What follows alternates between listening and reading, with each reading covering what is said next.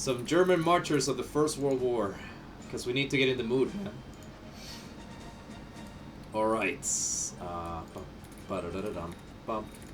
Okay. Yeah, it's all sounds good. Perfect. Yep. Let me put this here. Alright, the stream is up. Alright. So, do we have a topic we want to go by? Like, yeah, why did Germany lose World War II? That's going to be the topic of today. Wow. Cool. Yeah, anything you want to talk about. Like, I know we're not like fucking... I'm not a historian. It's a hobby for me, but you know. I'm actually pretty good with this. Well, nice. one of the first... I mean, wait, before we started, give me a second to set it up, because I know we just started it, but give me a second. I got the chat, everything here. Give one second. Bro, what the fuck? You said 1 second. What the fuck, dude? Said 1 second. Yeah. Just let me add your picture. Forgot to add your picture. Oh yeah, I dig this music so much right now. Picture, media file. Here we go. Where's your thing?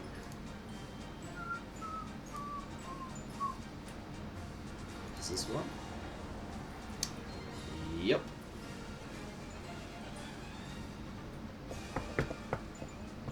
I'm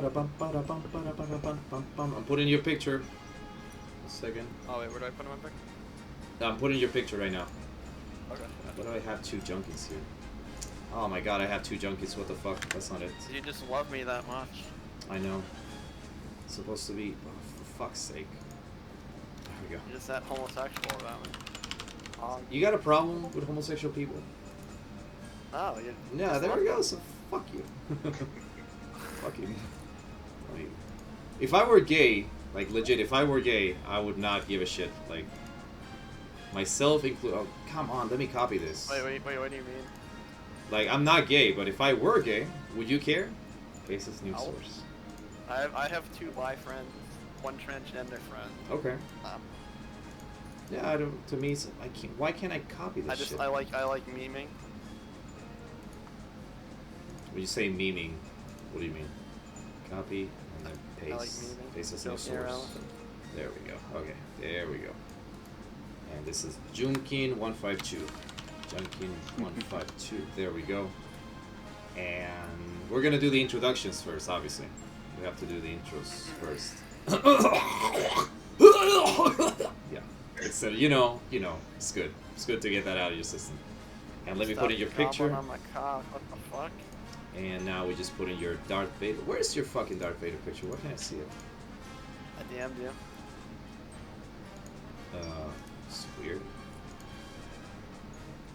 It doesn't show. Crazy Chilean man.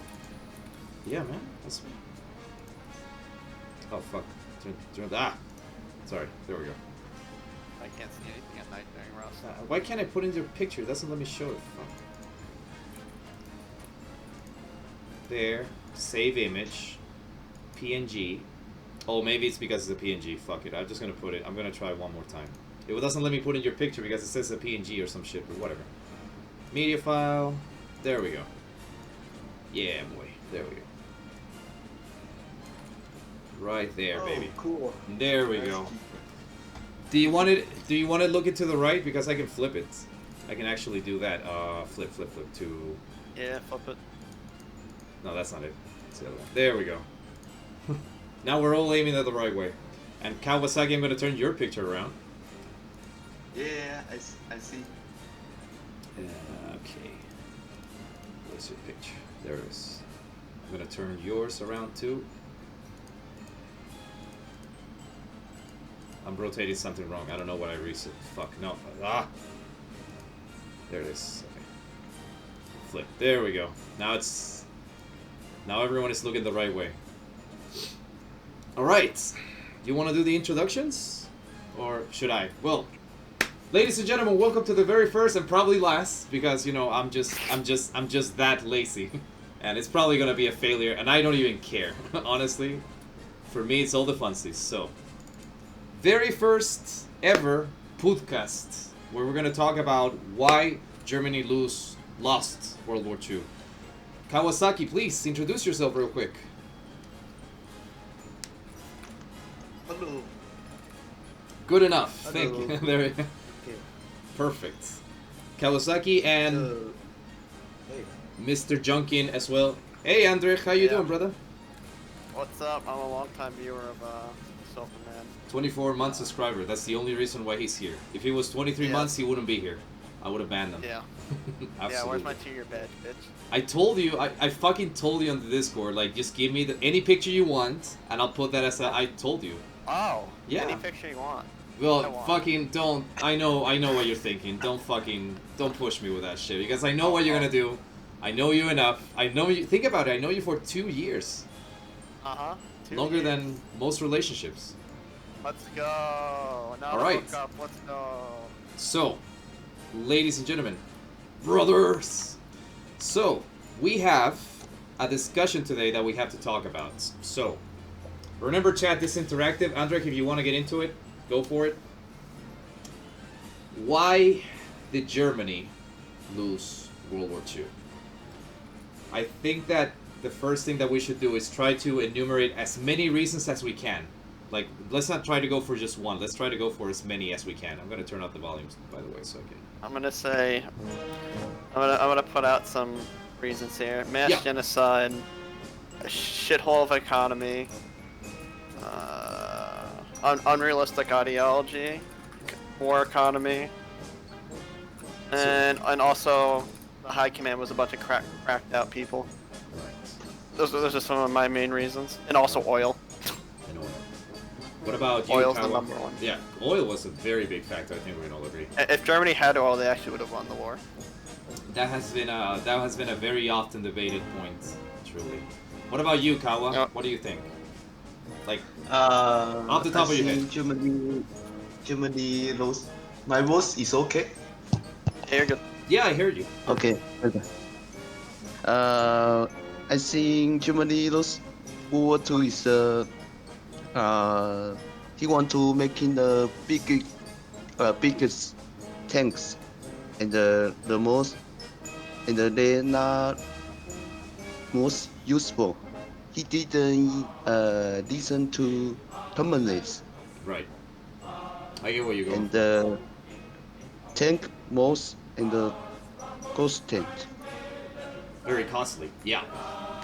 Yeah, No, absolutely. I mean, gas gun. right.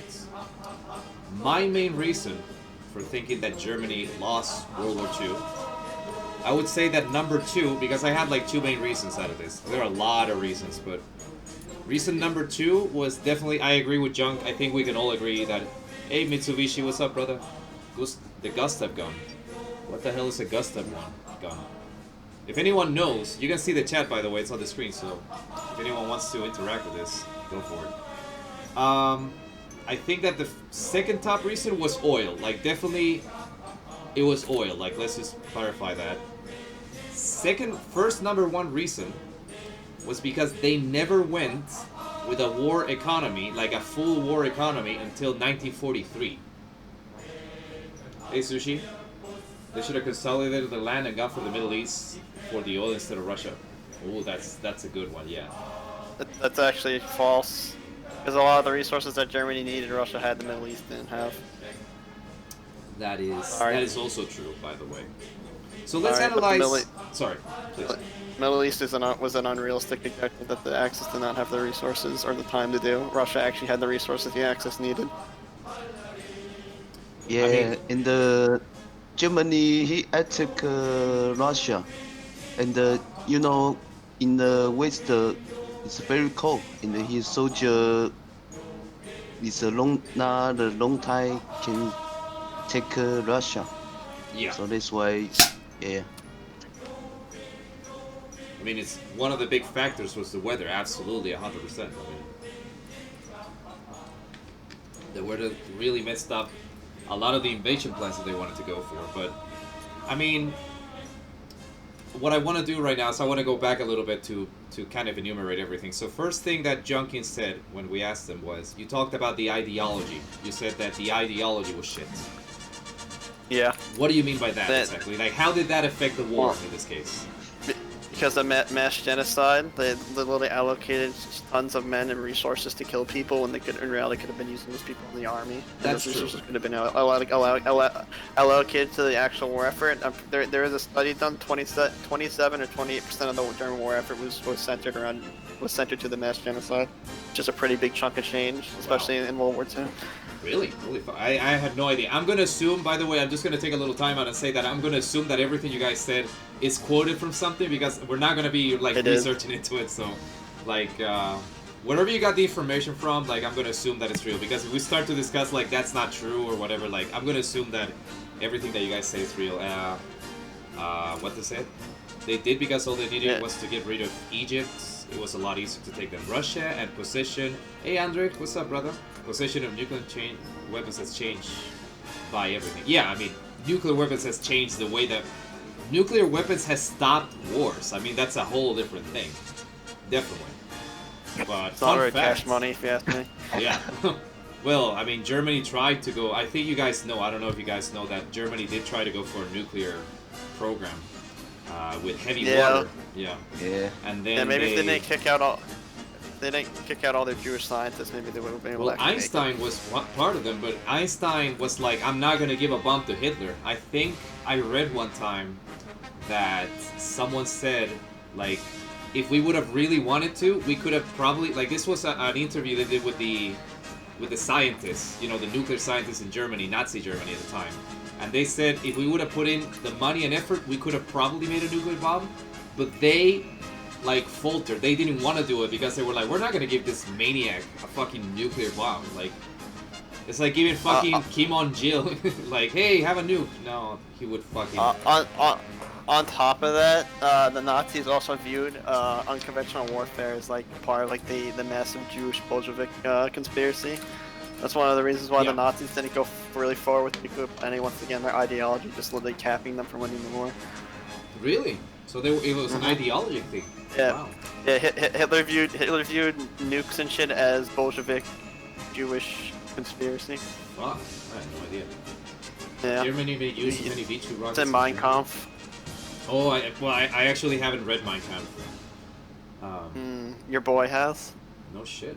Cool, man. I've read the Communist Manifesto. You sleep with that next to your bed. I know you do. You sleep. I like to compare the ideologies. You kiss your book. You don't pray in the Bible. You pray to Mein Kampf. I know that. Based. You gotta be hardcore. What do you think, Kawasaki?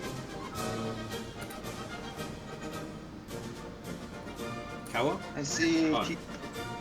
Hitler. That's one of your hazmat. You see my chat? I test here. I hear you perfectly. Hitler underlisted technology. He want to tends to be the expensive, and this gun was also big and expensive. Yeah. That's, Yeah. I mean, as Andrex says, a small penis complex, yeah, that's kind of like the thing. It's pretty true. I mean, I'm not gonna go out on a limb and say that's not true. Like, I think we all heard the story that he had one nut. Like, Hitler had, Yes, he did. like, one testicle. I don't know what happened to the other one. I have no idea what happened to it. He had to get it removed because there was a shit during World War I. A shell went off by his nutsack. Something so like I know that, the doctor had to fucking remove his testicle to save him. Yeah, and Moya. Hey, Moya, what's up, brother? I haven't seen you in ages. And Lag is here. Let me see a little bit about this. The V2 was used to bomb London, but the impact was quite small. That is true. Yeah. The V2 had more of a terror effect than an actual destruction effect. Exactly. The Nazis were masters of terror warfare. That was kind of their gimmick. Yeah, I mean, that's how they got Rotterdam to surrender. They basically threatened to say when they were doing Full Blue, was it? No, Full Guy. Yeah, Fall Blau. Fall Blau. That's Oh, wait, was it Fall Guys? No, I don't remember what the name was. And Germany, he now with the teammate.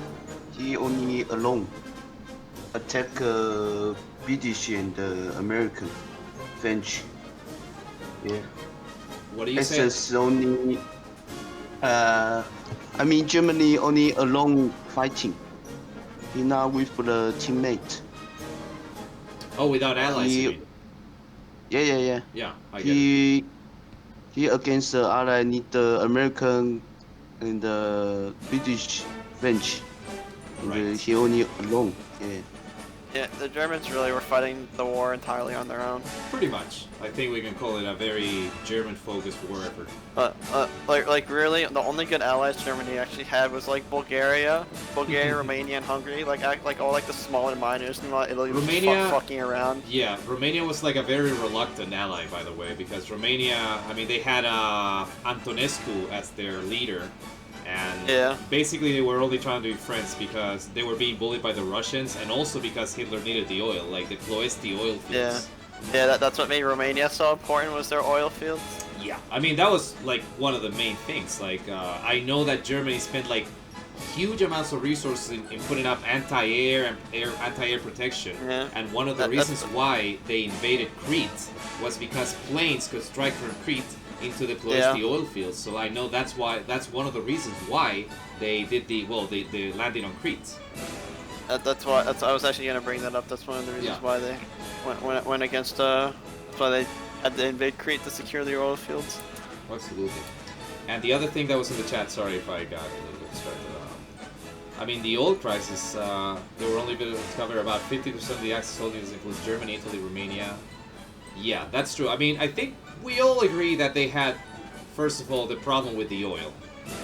And Germany, I don't know if you guys know this, Germany was one of the first countries to synthesize oil, synthetic oil. Yep. Yeah, they were That one was of the true. first ones that were being able to like do it because the technology existed and it still exists today, but it was like very biodiesel from rapeseed oil. Rapeseed oil? What the hell is rapeseed oil? I don't remember specifically what oil they used. Yeah, they managed to turn it. I think they did it with coal. They did a process where they could turn coal into oil somehow, but it wasn't very like high octane. It was pretty low quality, so they couldn't do all their needs from there. But by 1945, I think that they were just going out of their oil reserves, because the Ploesti oil fields were probably already lost at that point. And another Kind of thing, crazy though. How you had. And what I find so interesting about World War II is it's just amazing the amount of technological advances that were made. I mean, war is the moment where most countries like kind of mass develop technologies. It's when war happens that technology like increases a huge amounts. Yeah, it's crazy. Like World War I too. Oh, yeah. Even the advancements that were made in World War I were kind of crazy too. And to go into a little bit about what Kawasaki said, like you said to yourself, Germany, I think, I don't know if you guys know this, but Germany never went into mass production on the scale that the Americans did. No. They kind of did every Yeah. tank by hand, like it was really expensive, and their Yeah, tanks were they- better technically speaking, sure, but like for every one but- Panther, oh. I think you could make like 4 Shermans or something like that for the Yeah. price. But you'll find this funny, but yeah, when Speer took over in 1943, they became most industrially efficient in 1944, and when they were Yes. getting pushed on all sides and they were depleting resources. Yeah, that's why when I went to before in the beginning, that's what I got into when I started it. I was like, the reason why Germany lost is because until the end of 1942, right before the Battle of Stalingrad, they did not have a wartime economy. They never did until 1943, and that's when they decided to go out. And by 1944, they were producing like 1,000 less tanks as Russia. Like imagine, just for a second, like imagine if Hitler would have said from the beginning, just would have said like, let's go full war economy. But he didn't want to do that because he was like, we need to give our people like all the support that we can. But he said it himself that until 1943 he never went with a full war economy, and I think that was a big problem. If The he only would've thing won is with it- that what the Russians did Yeah. wouldn't necessarily work for the Germans. That's the only issue. Because I see that being said a lot, but in reality, the Germans, they didn't, like, if they wanted to mass produce like the Russians, it wouldn't have worked because they would not have the manpower to actually defeat, like to actually have those tanks, and on top of that, the oil to power more of those tanks. Even though Germany did produce less tanks and they produced like more advanced and complex tanks, it actually, and that style of production actually worked better for the Germans. Like I see that like, people always say, oh, they should have made more Panzer IVs and less Tigers, but it's like where are you going to get the manpower to actually commandeer those Panzer IVs? On top of that, have all the fuel to commandeer 4 more Panzer IVs, you know. So that's why rather going with the mass production, Germany was better off going with the smaller quality over quantity build. But that's even arguable because you know tanks have problems left, right? Yeah, well, when you go total war economy, like you're not thinking if you're gonna have the resources in order to be able to do it, like to drive and to use all the tanks. I mean, that's one of the biggest problems. Like we all know it was the fuel. Like in 1943, they were already very short on fuel, and their tank forces at one point reached like 3,200 tanks right before the Battle of Kursk. Mm-hmm. They had 3,200 tanks, and well, we all know what happened. They failed, and of course, that's the thing that happened. And just as Lang said, the quality of the oil was terrible. What do you think, Kawa? Yeah, I think you know Hitler he making the one for Arctic Russia. He need to focus Russia city Moscow. You're talking about resource. Yeah. No resource. Right. Because Hitler he want to Russia resource, not focus the city. I'll be right back, guys. Yeah, no problem. If Hitler he ask Moscow city take out, and after go resource, it's perfect. Okay. Well, that's true. Absolutely. I mean, that was a point of conjecture. First of all, so let's go to 1941, and they were invading the Soviet Union, and they wanted Kursk. I'm sorry, yeah, at Kursk. No, Kiev. Sorry, Kiev. They wanted at Kiev. Exactly, Moscow. They wanted Kiev, and then they had to turn up north and try to take the capital. Like, and then they got stopped. They got counterattacked. They survived that counterattack, but they lost a lot of men during the winter. But the disaster was averted. Like, it wasn't the same quality of Wehrmacht that they had in 1941, but the disaster was averted. So, what the generals said, this is what I know, by the way. What the generals said, they said, like, what we should do is focus all our efforts onto Moscow. Like, let's focus everything we have onto Moscow, destroy the biggest amount of forces that they had there. But Hitler said, no, let's ignore this north, let's let them build up, and let's go to the south, because he was saying that they needed Ukraine as a breadbasket. And also they needed they needed the oil fields of the Caucasus, which obviously we all know they never kept. So I know what you mean, by the way, Kawa, Mitsubishi Kawa, I know. I agree, by the way. I mean, if they would have gone all out into Moscow with everything after replacing all their tank and everything, I think they would have actually, like, probably taken it. And remember, one thing that's very important is that Stalin was there. Like, the government got moved to Kubyshev originally in 1941, which is like 300 miles or 200 miles behind front lines.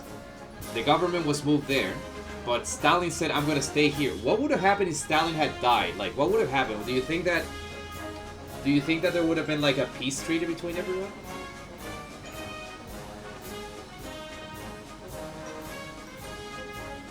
What do you think? You mean Stalin not die?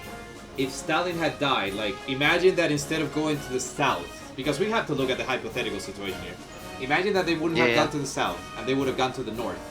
Like, they would have attacked Moscow. They take it, and they kill Stalin. They capture him. Do you think that there would have been a peace treaty afterwards? Yeah. I see it's perfect if he attack Moscow. I think it's win. It's one. Exactly. Because he taking the city Moscow and taking the president. And after go to taking the resource, it's very easy. Yeah, absolutely. I mean, that was one of the reasons why Hitler said, let's go to the south instead of the north. Like, he was like, in his mind, according to his intelligence service, they said to him that the Russians were like out of men. And obviously that was false. and that was one of the biggest issues, I think. That they basically, the intelligence servers from Germany, the Abwehr, was shit. Much, anyway. Yeah, that's true. So, what is this chat saying? They also declined access to better gear for the troops. There were, for example, a gun named Sturmgewehr 42 was not mass produced, it was superior, and only 5,000 produced. That's true. I know about the MP44 that was not mass produced. That's true. I don't think that was like a deciding factor, but it would have definitely helped. Like we can't like rule it out. They really needed to take the city of Stalingrad to stop the counterattack. They lost because they lost the 6th Army. I mean, that's 300,000 men. When you think about the fact that the Germans had 600,000 men to attack Kursk with, those 300 extra thousand men could have definitely helped. Absolutely. And then there's Stalin was not in Moscow much anyway. So, but no, I know, by the way, I know what you mean. What I'm talking, 600,000. No, there were 300,000 people in Stalingrad, and 100,000 men were captured. German men were captured in Stalingrad. In total, it was 300,000 losses, but there were not 600,000 in Stalingrad. What I mean by Stalin was not, yeah? Yeah, you know, the Germany, he asked resource by the no, and Russia, he have a tie. He can call the US, he will help him. Yes, that's true. So that's why he can keep attack and change the waiter, and many time waste the time to taking the resource. It's true. That's absolutely true. Yes, that is true. He was going for the. I think, yeah, he was going for the resources. They were all going for the resources. That's true. What I'm talking about, by the way, with Sushi is that in 1941, when the Germans were about to attack Moscow, Stalin said, "I'm gonna stay here in the city." So if they would have taken it then they would have probably ended up getting like fucked. But as we all know, that didn't happen. And then there's the Lend-Lease. What does that say? The Lend-Lease of the USA supplied food for about 1 million US sorted rations for a year to the men. So not only sent us to the USA exclusive. That's true. Yes, I know what you're talking about, Lang. I don't know if you're seeing the chat, by the way, Kawa, but are you seeing it?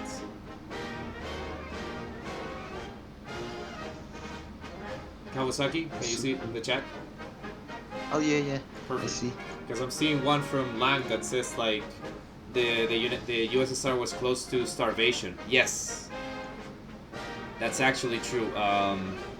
If the Soviet Union had not received, music a little quieter, please. Oh, sorry, I didn't notice that. How you doing, Warcraft? I'm gonna lower the volume just a little bit. There we go. Just a little bit.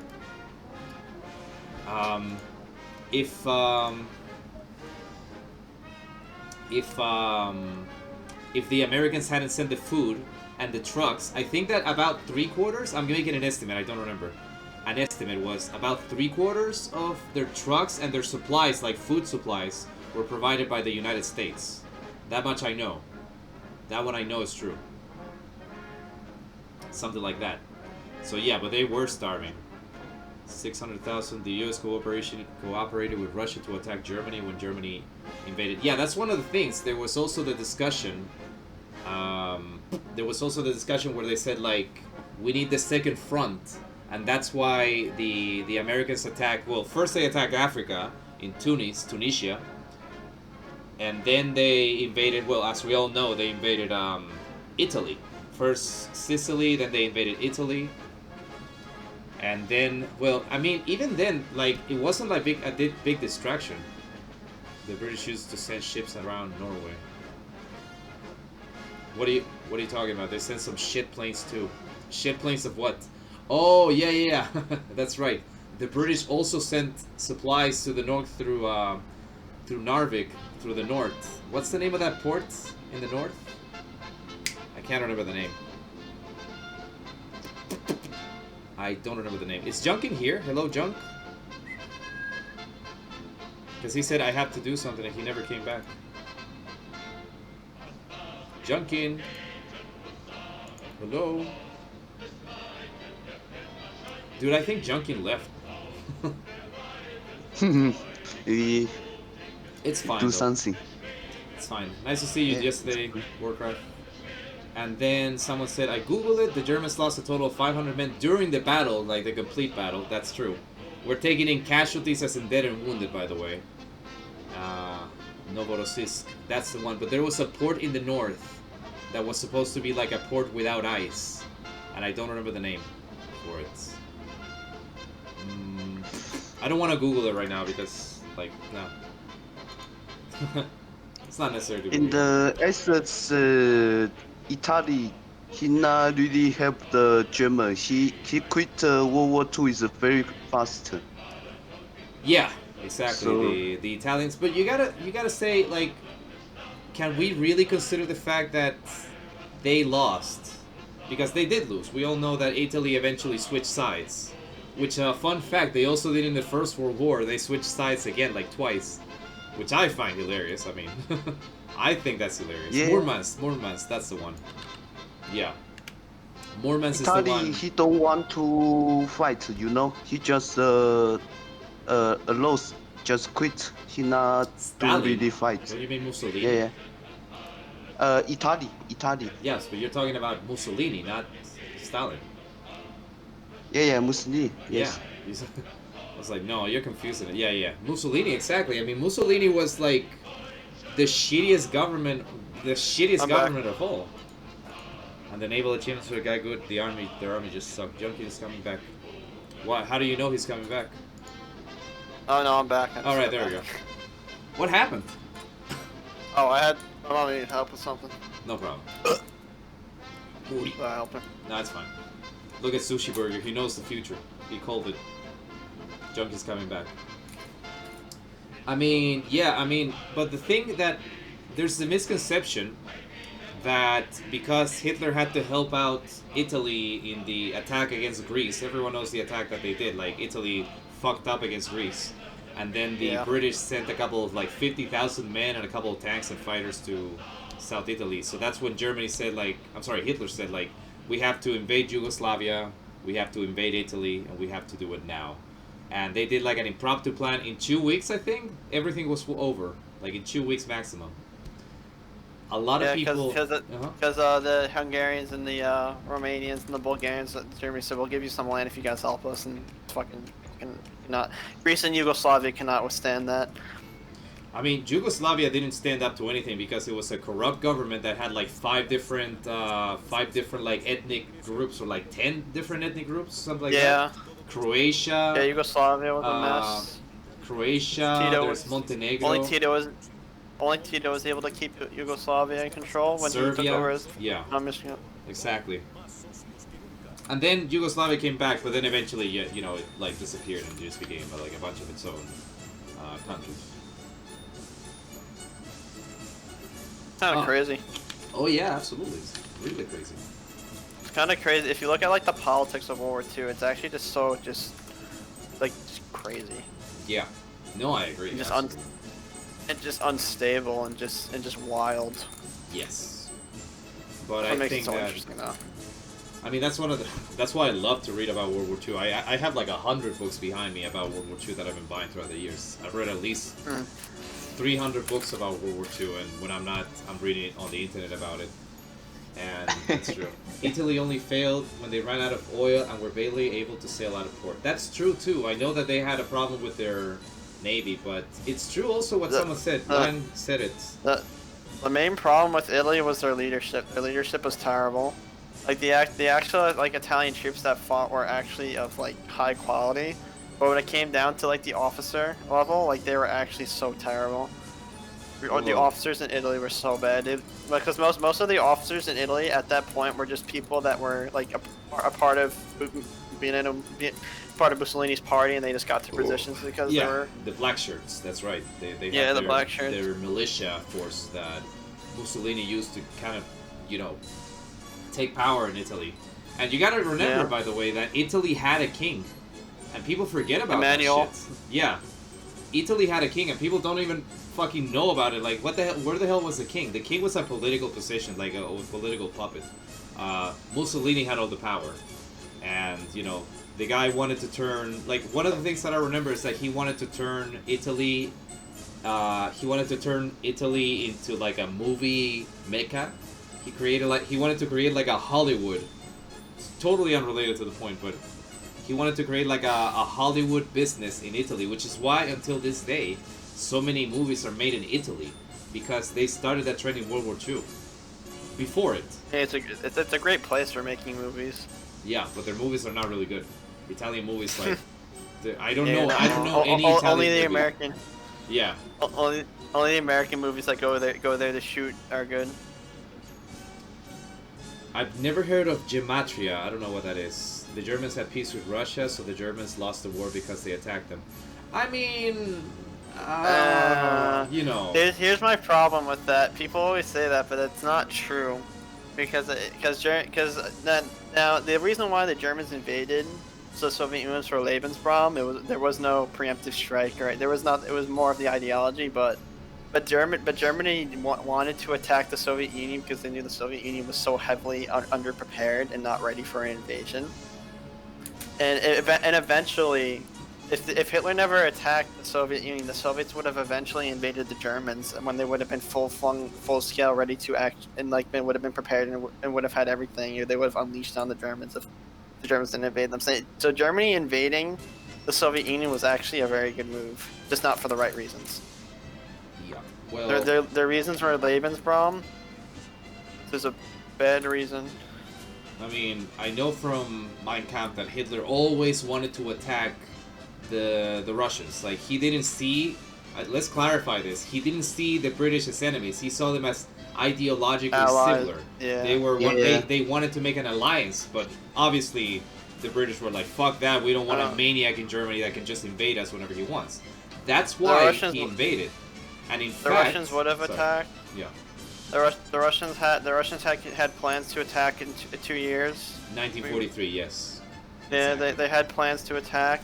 There would have been a Russian attack. It would have been 2 years later when the Russians were actually ready for war. And fun fact, I think that if they would have done the attack like in 1943, they would have probably lost. They would have been butchered. The only reason why the invasion in 1941 of the German attacking Russia was because the Russians were deploying units in very scattered formations. When the attack came, those units were still being mobilized. So that's why they didn't catch all of the army that they could have caught. And a lot of times, a lot of units escaped, even though they lost like 3 million men or something in the first 6 months. The Germans lost about 1 million men by the end of 1941 in total. Those were the total losses. So, huge amount of losses. I say what you say, Junkin, but I don't think they could have won.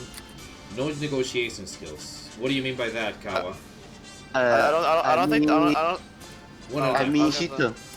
Hitler don't have a negotiation skill. Yeah, he always ask want to resource, but he not really need the help, access help. Yeah. I don't think they. Oh, Ellen. Let's wait for people to finish. Yeah, sorry. Another access is strong is from the Asian is Japan, but is so far, can help. Yeah. We haven't even brought in Japan. That's a whole other thing. Like, I think that, first of all, let's talk about what you said about no negotiation skills. To clarify one thing that I wanted to say before, in 1939, in 1940, the British actually made a deal, or they stipulated that if Germany did not attack the Netherlands and Belgium, and they would have focused on France alone, that they would not have to continue the war. And that's something that was written. Yes. They actually said, like, if you respect the peace and you just focus on the French, we're gonna let you, like, we're not gonna go to war with you. And basically Hitler said, like, oh, well, I don't give a shit. Like, Hitler was a compulsive gambler. He just, like, threw the dice and kept going, and when it came to Russia, obviously, we all know that he fucked up. But I know that happened. Like, they were saying, like, as long as you maintain the war between France and you, Hitler, Germany versus France, which I'm certain that Germany would have eventually won, but, like, 100%. Germany would have definitely won that.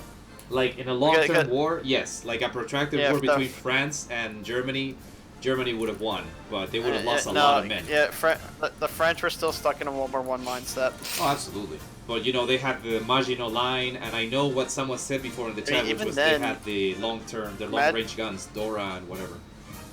The Maginot Line got shit on by combined arms. It got pierced pretty hard, but by the time they actually pierced the Maginot Line, it didn't matter because the Germans were already encircling the fucking British forces at Dunkirk.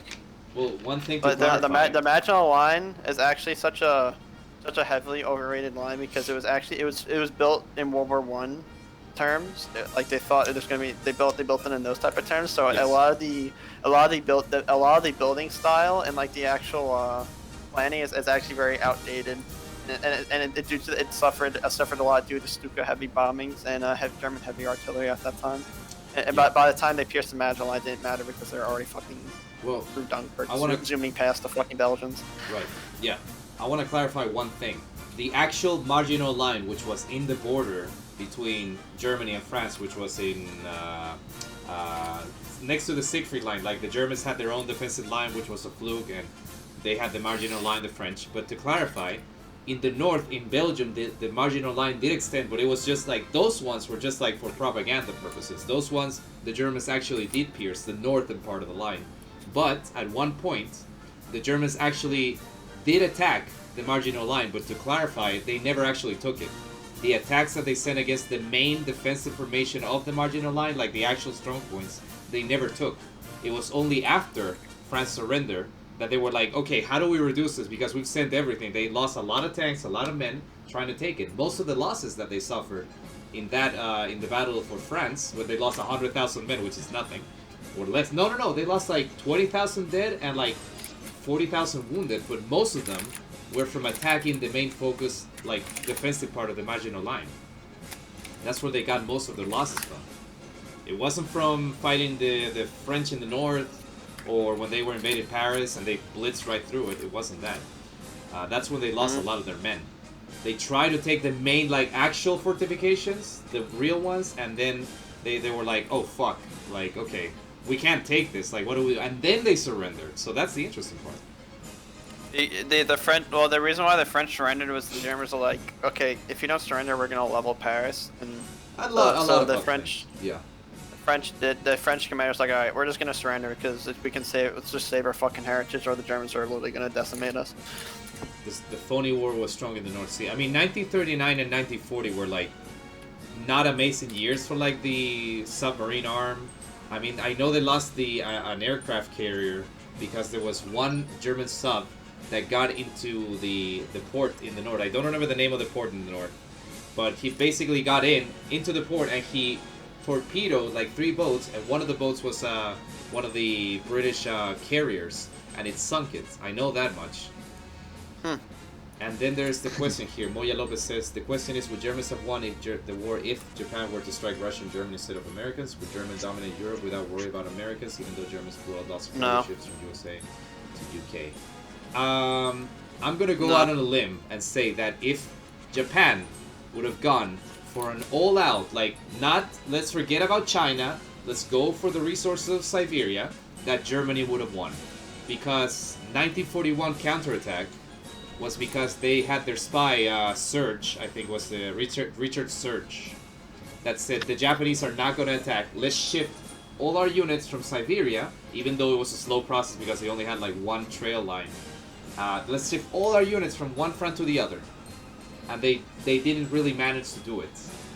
I mean, they did it. They sent like 200, 300,000 men that were battle hardened. They had fought against the Japanese before, but if they hadn't been able to roll those men from Siberia to the Western Front, well, to the Eastern Front rather, then they wouldn't have been able to counterattack. They wouldn't have been able to do anything with that. They would have stuck there. Like, imagine if there wouldn't have been a counterattack from the Russians. Like, they would have just sat there. Like, that would have been a whole different scenario. But I think that Germany would have eventually won in World War II because they would have had to keep at least like 500,000 men, maybe more, on the Far East against Japan. Like, imagine that. Not to mention the loss of resources. Like, if they would have done a vice maneuver, fucking Russia would have gone down. Like, it's impossible that they would have won. It's just not Yeah. possible in that case. I don't know what you think, Kawasaki. I think Russia, he is a, he is a waiter. This guy, he's a waiter, is so, maybe it's powerful. When Japan, he attacked Russia, also lost. He want to take in the Russia, but also is a waiter, can long time to fighting. And the loss is come back, so he come back to attack Russia and taking the action, taking the Philippines, taking the Vietnam, all action.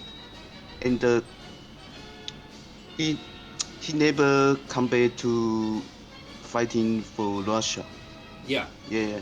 I know that. I mean, I know they had their little puppet state, which was Manchukuo, which was like in the north of Korea, and they kept a lot of men there. They had like, by the time the Russians invaded in 1945, the Japanese had 700,000 men there.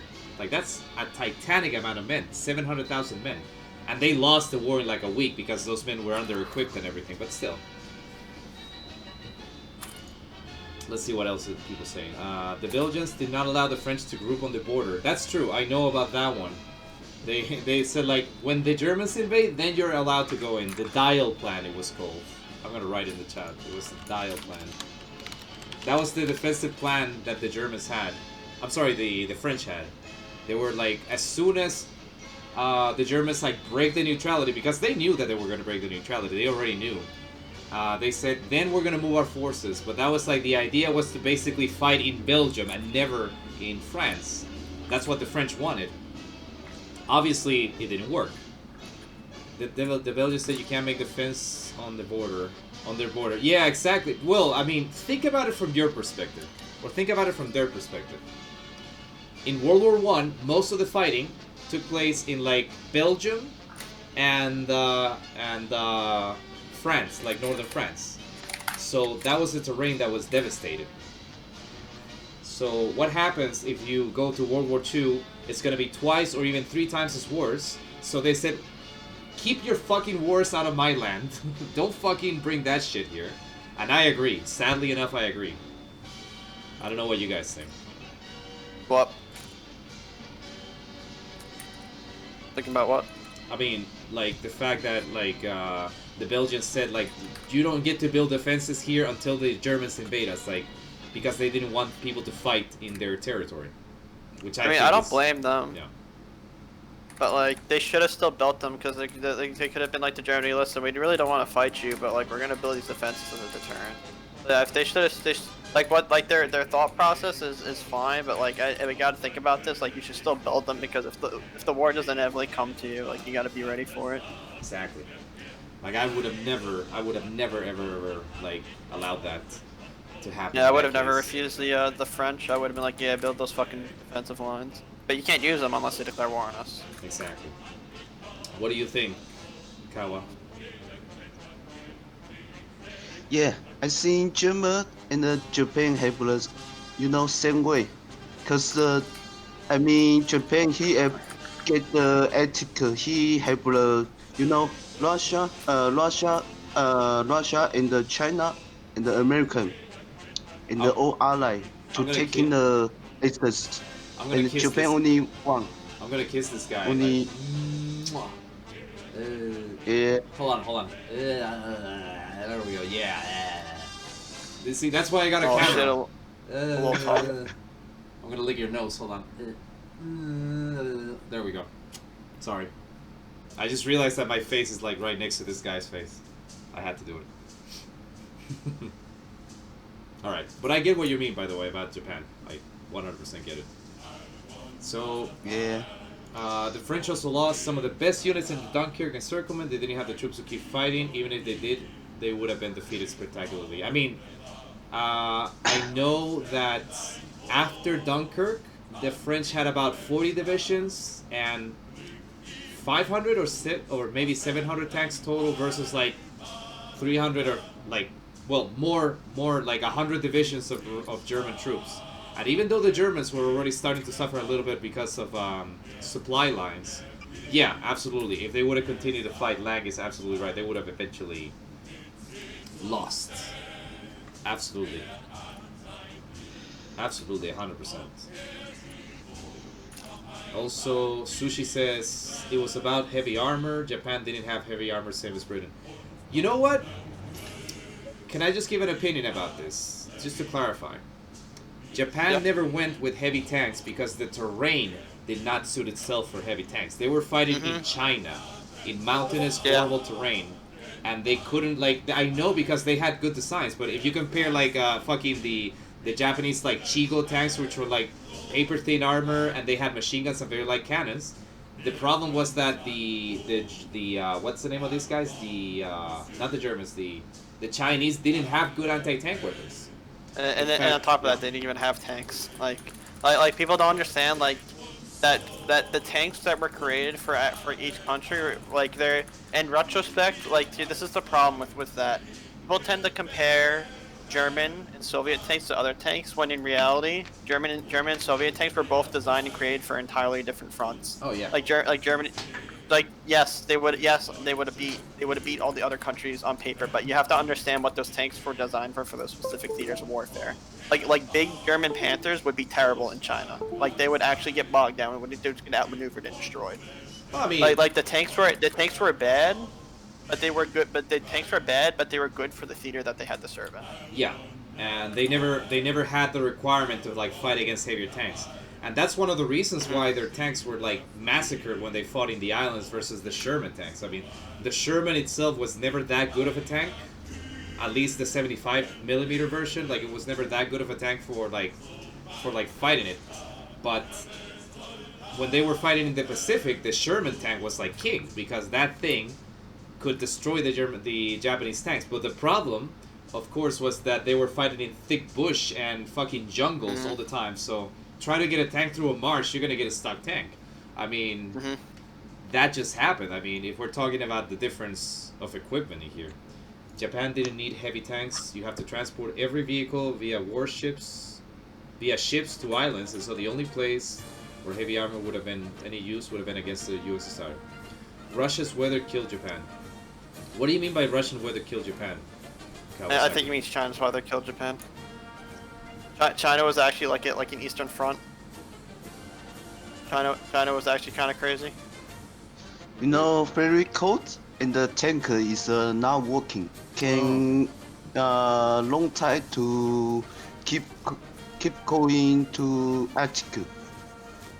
Cause no winter is making Yeah.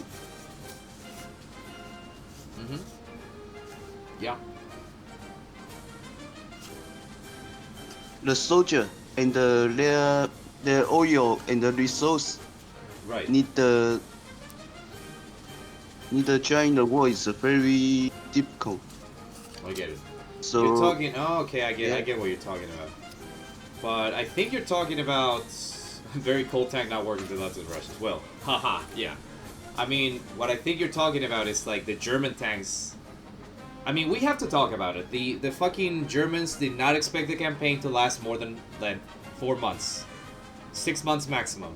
So they did not have winter equipment, and that is entirely on Hitler's fault. Because he chose to ignore it. And the reason he chose to ignore it, he said it, was because he didn't want to give the impression that the campaign was going to last longer than that.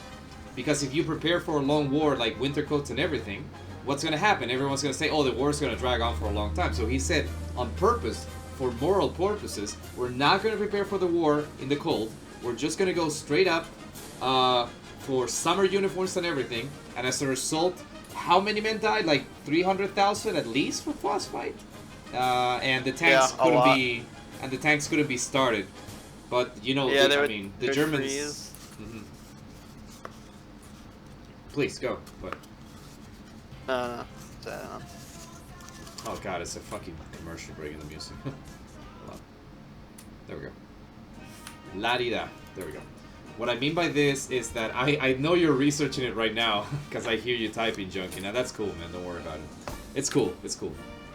But one thing that people tend to forget about is that the Russians also had problems with their units in the cold. It's just that they were better prepared for it. Like they still suffered, and they still lost men due to frostbite and everything. And what Lang says, I mean, that's true. I mean, snow and ice fucks the I'm assuming you mean hydraulic. Yeah, night hydrologic systems and fuel lines. Yes. The Germans actually had to start fires under their engines in order to turn them on. And yeah, that's true. They actually had to start fires in order to be able to... I don't know if you heard about it. And the problem is that if you start a fire under an engine, the fucking engine explodes. So that was another problem. By the way... They had that runner as well. We can use our tank and risk dying using it, or we can risk blowing it up.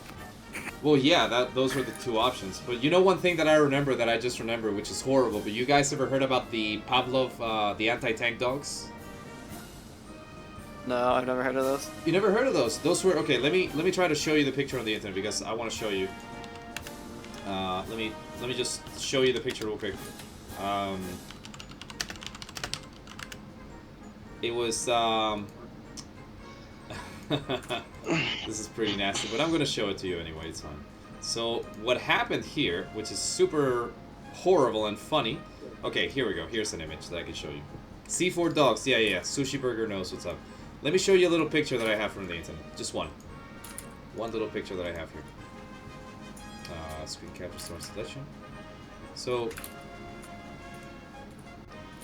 let me show you what I mean by this. So that's a dog, and the thing that happened with these dogs is that they had a stick, you know, in the back, and they were strapped with explosives.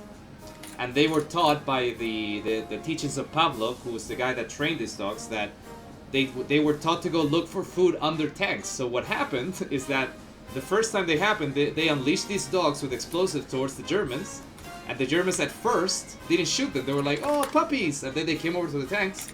They clicked on the device on the back of their thing, and boom, dead dog and dead tank. And that worked at first. They actually... I don't know what the registry is for how many tanks were lost because of that, but you can see the dog right there, like, you can just see him. The dog, and there's supposed to be a little stick there, and they would train the dogs to go under the tank, and when they hit the little metal hole here, the C4 charge, which wasn't C4, but I know it's an explosive, exploded, and they killed the tank, and the dog, obviously. So what happened was that the Germans were like, they got a standing order to shoot all the dogs that they found. All of them. Regardless of anything, like, boom. This dog from Russia? Yes. The whole idea, I don't know if that picture was from Russia, but like that's what they did. They trained them to go search for food under tanks, and I think that's... Did you not know about that? No, I personally didn't know about that either. Yeah. Kawasaki, did you know about it? No, I don't know this. Yeah. Well, there you go. You have a fun little fact to talk about when you go to the pub with your friends. You can say, remember that time when the dogs fucking killed the German tanks? And you're gonna be, what? Yes, that happened. That actually Really? happened. Don't kill tank. Yes. Nice, yes. nice. Exactly. It's so cool. It's... Cool is not the word I'm looking for, okay? I know, man. Fucking, yeah, man, cool. Fucking go blow up the dogs. That's terrible, man. Like, you get a little picture of, like, a puppy picture like this thing. Imagine this. Like, just like, you know, you get a little picture of, like, fucking... You know what I mean. You know exactly what I mean. Like, let me show you what I mean. Like, you get a little picture of fucking Fido here. And you're just like, oh, okay, so cool. Time for you to die for your country. No, man, don't. That's a puppy. So they trained these little buggers to kill tanks. Fucking metal. Metal as fuck, man. That. Based. Yep. Imagine that, just getting a little puppy and you're like breeding it and all your life, and then like, all right, time to go save your country. Go get your food. Yep. How's that road, you know? Stalina. Stalina, Starozinu.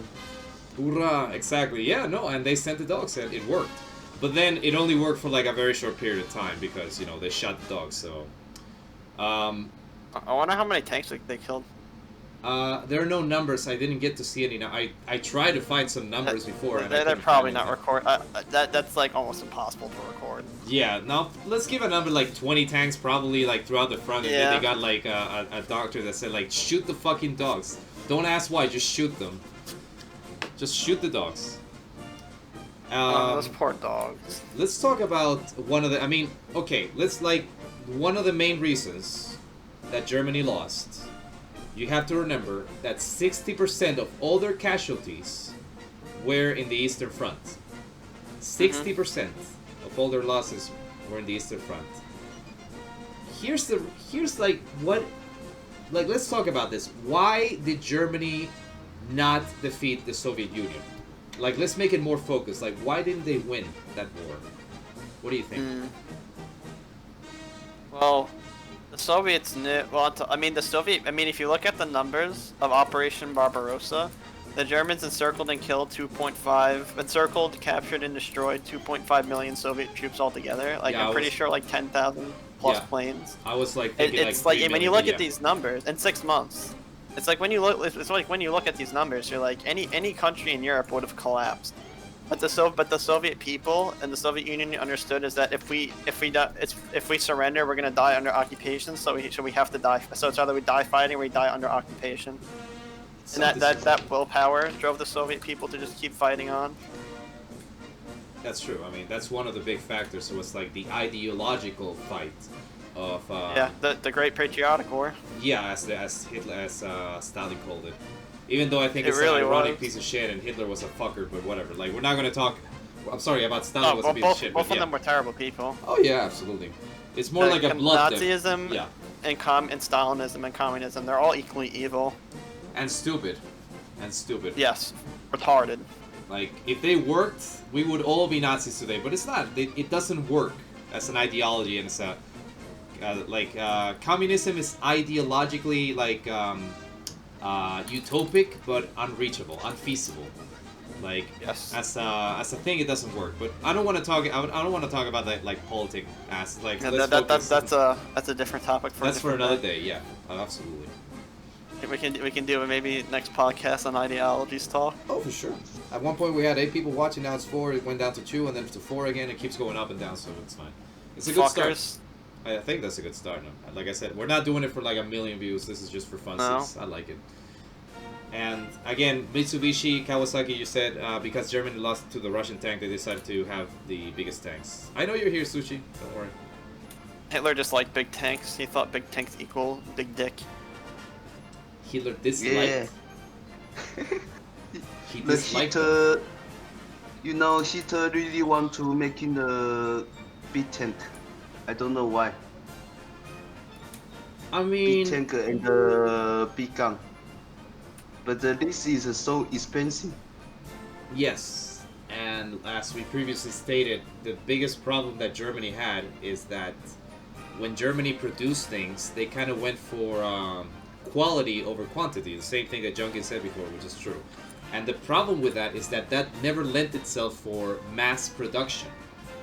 Like I said before, Yeah. about the cost of one Sherman, I'm sorry, it costs about, like, I don't know, let's say 500 man-hours, 5,000 or 500 man-hours to produce a Panther. A Sherman tank, you could produce 4 Sherman tanks for the price of 1 Panther. So it was incredibly expensive. So Yeah. the Germans produced 6,000 Panthers throughout the war. 6,000 versus 50,000 Shermans that the Americans produced versus 45,000 in total T-34s that the Russians produced. I mean, it was just never going to work. The elite German forces, in fact, in 1943 and 1944, what the Germans did, I mean, they had their Panzer divisions, obviously, but what they did was they did special detachments of Tigers. They called them the, like, Allweitung or something like that. And the idea is that these Panthers were kept in reserve, and they were sent to the hotspots to fix up the situations. And, for example, you could get, for example, a party of 5 Tigers to go to a place where the Russians were attacking, and the Tigers would turn the tide, but at the same time, there were only 5 Tigers versus like 100 tanks.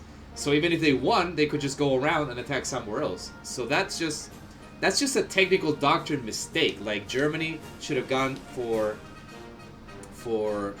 like I said before, I mean, number 1 reason, massified war production. If they would have gone with a war economy from the start, they would have probably done a good job. They would have probably won. If they would have won from 1939 as in a full war economy instead of like that like mixed like peacetime, wartime economy, they would have probably won. Mitsubishi is saying that Gustav gun. What do you mean by the Gustav gun? What is this Gustav? Gustav gun is Germany very big, big gun. You can searching this is Oh, Germany. yeah. You're talking about the railway cannons, right? Are you talking about those? Yeah, those. Yeah, those were the very long cannons that had like 600 millimeters, 800 millimeters.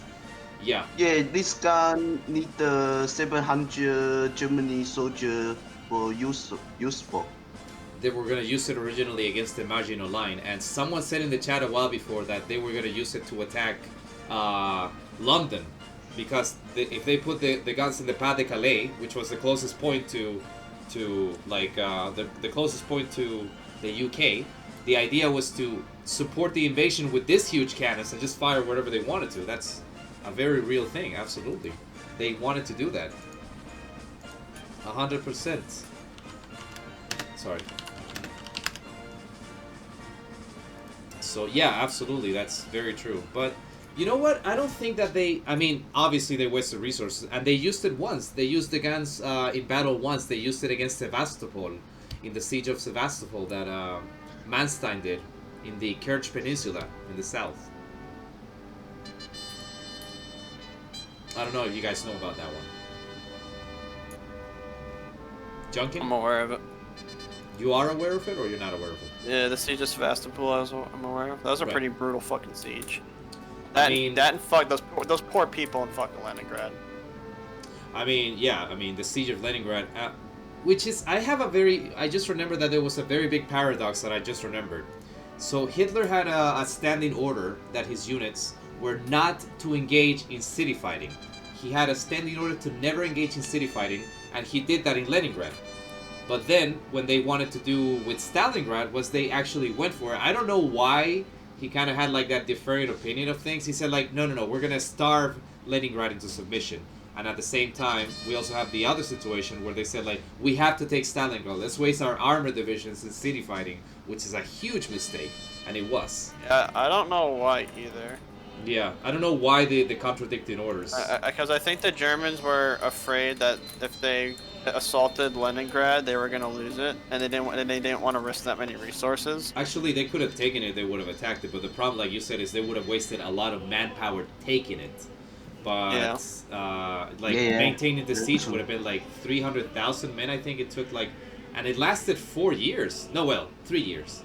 3 years of siege, 900 days, and like a lot of people. I don't remember how many. Don't quote me on that one. So I don't know how many people died, but millions, probably at least 1 million people inside the city. Civilians and soldiers. There's 1 million plus civilians perished through the sieges, through the starvation, and just all the other shit that was going on. Something like that. And there's Sushi Burger with the stats. And there's Lang saying Germany won. They had something about 4 months operational offensives in oil reserves. That's true. Like that was their total oil reserves. The U.S. supplied Lend-Lease 1942 and 1943. I'm sorry, right. The U.S. sent the Lend-Lease supplies to Russia. Yes, absolutely. Number 3, the Axis barely cooperated with the Finns. They had a standstill for most of the war. Okay, I'm just going to interrupt you with that little point about the Finns. The Finnish people only wanted to maintain their independence. They did not support the Nazis' ideology. Let's clarify this. German units, 200,000 men fought. German units fought in Finland. That's true. But they did not support the German ideology. All they wanted was their land back. Yeah, the Germans actually did cooperate a lot with the Finns, and they did try to get the Finns to actually do offensive. The Finns are like, no, we just want the land that we lost back. Yeah, and the Finns pushed, and they were happy. Yeah, and in the end, it paid off because they kept their independence. They lost a little bit more land. In 1944, the Russians actually attacked them, and they were like, oh shit, all right, now we can do it. But they kept their independence, and the political Communist Party in Finland failed miserably. The funny thing is that it's attacked the Finns again, and when the Finns actually shit on them, and the Finns are like, listen, but we'll surrender and give you a little more land, but we're being independent. And the Soviets are like, well, we kind of have to accept. Yeah, because that's what happened. So the Finns in reality ended up winning again. Yes. Against the Soviets. Well, let's call it a draw. I'm not gonna call it a win. I would say first it's a time they victory won- because the Finns' objective was to stay independent, and they maintain met their that objective independence. twice. Yeah, you can call that a success, but they still lost the war. I mean, if Russia would have continued to go, the problem is that you're ignoring the fact that if the Russians would have continued to go, the French were already preparing, and the UK was already preparing an expedition to help the Finns in the north. They were already preparing an expedition. I know you know about that. And they said, like, alright, you know what? If we keep going with this is going to explode into a fucking three-way fight, and that's a bad idea for everyone. So, in the end, they said, like, alright, you know what? Give us this land, a little bit of land, and then we'll be able to peace. And then in 1944, same thing happened, and, you know, at that point in 1944, the Allied landing in Norway, in Normandy already happened. And, you know, like, the Russians were like, we need these men. We have like 300 or 400,000 men in the Finnish border. We need these men in the front lines. So they were like, all right, fine. Peace. You get to keep your independence. And then they sent like all these men from the north to the south to be able to support the offensive into Germany. I mean, the manpower situation of the Russians by the end of World War II was miserable. Like, really bad. Yeah. People think that the Russians had unlimited manpower. That's actually false. They're having manpower problems as early as 1942. Yes, absolutely. And by 1945, I know that they were using prisoners that they released from prisons, obviously. Penal battalions. Yes. Well, no. I'm talking about, like, they liberated prisoners that they were captured in the past. They gave them guns, and then after the war, they got trapped, and they said, like, all right, you were a prisoner, now you're sent to the Gulag. So the prisoners were released, they fought, and then Stalin's like, fuck you, dipshits, and then they sent them to the Gulags, which was a very gay move. Yeah. Anton Valisy, the Soviet flipper, and then his Russian Liberation Army. You're talking about Vlasov. Yeah, Vlasov, yeah, I know what you're talking about. Yeah. He marched over to the Western Allies and he tried to like surrender to them, but the Western Allies were like, no, we're sending you back to Stalin. Fuck you. He's like, oh, all right, well, time to get hanged. Yeah. I don't know if he got shot or hanged. I have no idea. I don't know if it was like, I don't know the because I think they actually saved the bullets for like military death and traitors were hanged. I think that was the difference. Yeah. And then you're saying, I'm sorry, the Axis barely co-op. Yeah, that one. Japan didn't want to attack the Russians even though they were the arch nemesis, because why not? German agriculture after 1941 was paralyzed because of the fuel needs, so a long-term war was never feasible, and so on. I mean, it's never a war is never a feasible thing. Let's clarify this. We're not talking about like, yay, war, good. No, like. War is actually horrible. That's why nationalist Spain never collapsed because that's why Franco never joined the war, because he understood if I drag my country into this war, I'm just gonna get deposed. Well, that and also the fact that they had just come out of the Spanish Civil War. Yeah, they came out of the Civil War, but even then, like later when they're like pretty prepared, they're like, no, I'm not joining the war because I'm just gonna like I'm not. It was a bad idea power. because he knew that eventually he probably thought already. I think I read somewhere that he knew that eventually like it would just be like a bigger loss to everyone if he did that. So he was like, no, I'm not gonna go into it. So what he did in the meeting of Hendaye was it called, I think, correct me, the meeting of Hendaye with a Y, Franco met with Hitler and with Pétain, which was the leader of Vichy France, and they were like, what he did was like, he said, okay, I'm gonna join you in the war, like the Spanish forces said that, Franco said that, I'm gonna join you in the war, but, and he said this, like, you have to give me full economic support, you have to give me like all of North Africa, you have to give me like a little bit of France, and the reason he did that was so that Hitler would say, no, like, okay, you're not worth the trouble, like, we're not gonna involve you in this. And that's why. I didn't know that. That's actually pretty interesting. Yeah, so you can look it up. Like, that's what he said. He was like, I'm just gonna make such a ridiculous offer that Hitler's gonna say like no, because like no, I can't give you. Like, what do you want? I need 30,000 tons of fuel. I think he said like, and Hitler was like, no, no. Like, we love you, but not that much. Now, what would have happened if in that case scenario he would have said like, all right, then that would have been interesting. That would have been interesting. That definitely would have helped with the North African front wouldn't have collapsed as quickly. Definitely would have helped. If Vichy France would have helped out Germany in the north, I think that it would have been incredibly helpful, and maybe they could have changed things. But in the end, that's just speculation. I mean, we have to understand one thing: the African theater was a factor, but it wasn't the deciding factor. It was they lost a lot of men.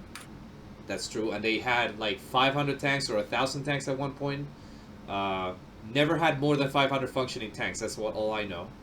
I'm talking about the Germans in North Africa, and even after all that, they still didn't manage to do like, you know. Yeah, that much. Germans actually did pretty. The Germans did pretty well With what they had. For what they like. Rommel actually did a really good job for what he had. He was severely understrength and under equipped.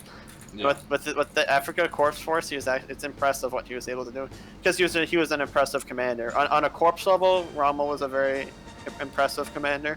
Yeah. The problem is that on the logistical level, he was just like, he always like ignored the logistical factors. He was like, keep going forward, and yes, like that would give you a victory, but without supplies you can't win. The Ghost Division in France.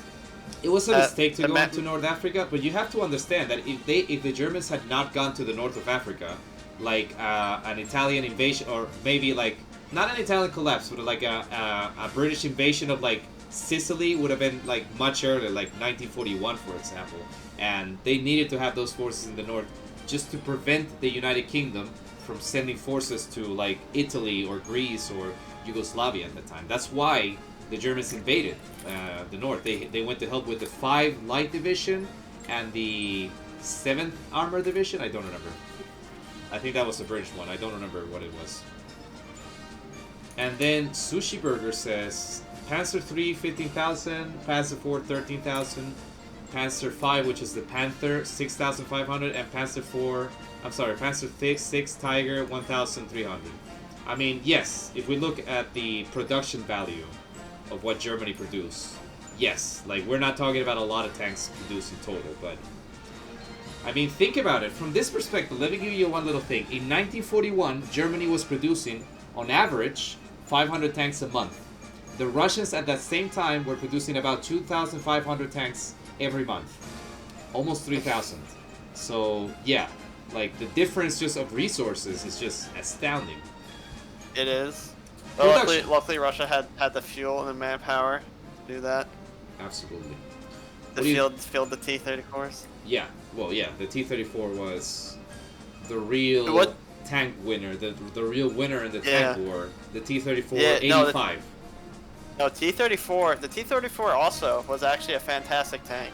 Like it's just that when it was actually on paper, it was superior to the Panzer IV and the Panzer III. But when it was actually produced, they would not have all the things they would have, so you end up getting like T-34s without fucking optics and shit. Well, so the Panzer also they wouldn't have, also the ergonomics were also bad.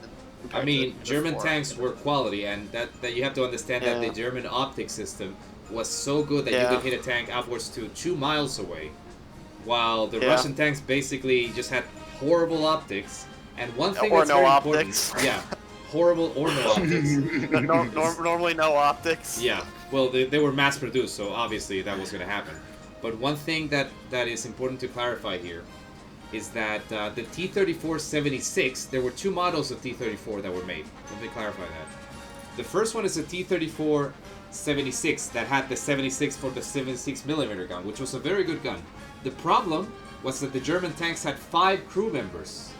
So there was a driver, a loader, a commander, a gunner, on top of that, a working radio, and the other one, the radio man. So there were 5 people.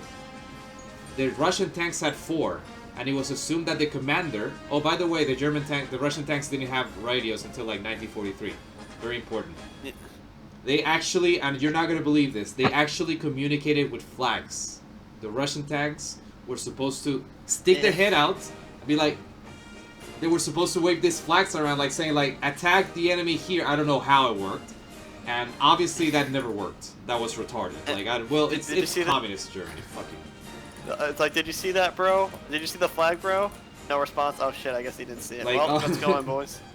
Like, just think about it, like you're in the middle of a battle and you have like, all right, commander, like fucking warn those tanks that they're going into an ambush. So you're like, fuck that. No, I'm not sticking my head out. And then on top of that, the commander didn't have a cupola like the German tanks. Cupola, the Sorry. T-34 commander would have to open up the hatch and use it as cover while doing Well, call that's one of the things that people said is that they think it was a design flaw, but it was actually supposed to be to protect the commander so that he wouldn't die Yeah. when he was shot. So Yeah. they opened it to the front, and he would be like sticking his head out to the side, and well, that probably saved lives. But still, imagine just pulling out a No, flag. it did. Imagine just pulling out a flag like.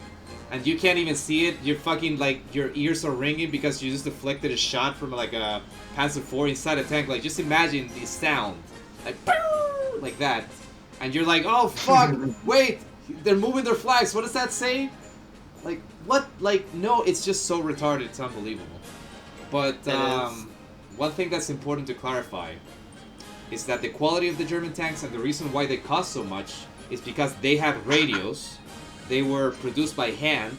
They had very good quality of production. I mean, just to consider it, like, let's understand why Germany didn't just mass produce more. But that's why the Germans like could beat them because they had tactics, and they used the radios to say, all right, you go right, I'll go left, we'll flank them, kill, done. That's how they did it. I'm pretty sure it was Manstein that said this. About the radios, yes. The engine, the radio. Actually, no, it was Guderian. No, wait, or was it? It was the Guderian. engine. It might have been Guderian. He said the engine is as important as the main gun of a Panzer. That was Guderian that said that, yeah. He wrote Achtung Panzer, which is the book, which I read. I actually have it there. Beautiful book about armor warfare. But yeah, like, oh sorry, I forgot where I'm at here. So that was one of the things that happened, but Stalingrad had the important railway hub, one of only 2 connections to the south to Ascatran. That is why they went into the city. Well, I mean, yeah, I mean, if you're gonna try to take a road hub, that's definitely one of the reasons that you want to attack one of the guys, like, absolutely. So, but, like, again, even if they would have taken Stalingrad, it would not have won the war. No. That's the thing that people don't understand. Like, even if they would, like, they could have taken the city, and that would have probably prevented a massive counterattack, and they would have probably reached a stalemate.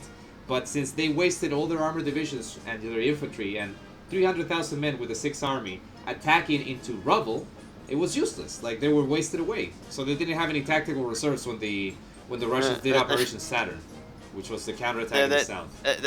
They should have drove to the Caucasus and secured the oil. Well, that was the original no, plan. But Hitler said they divided the army groups into Army Group A and Army Group B, and then that was a big disaster that he did. But that's a different thing.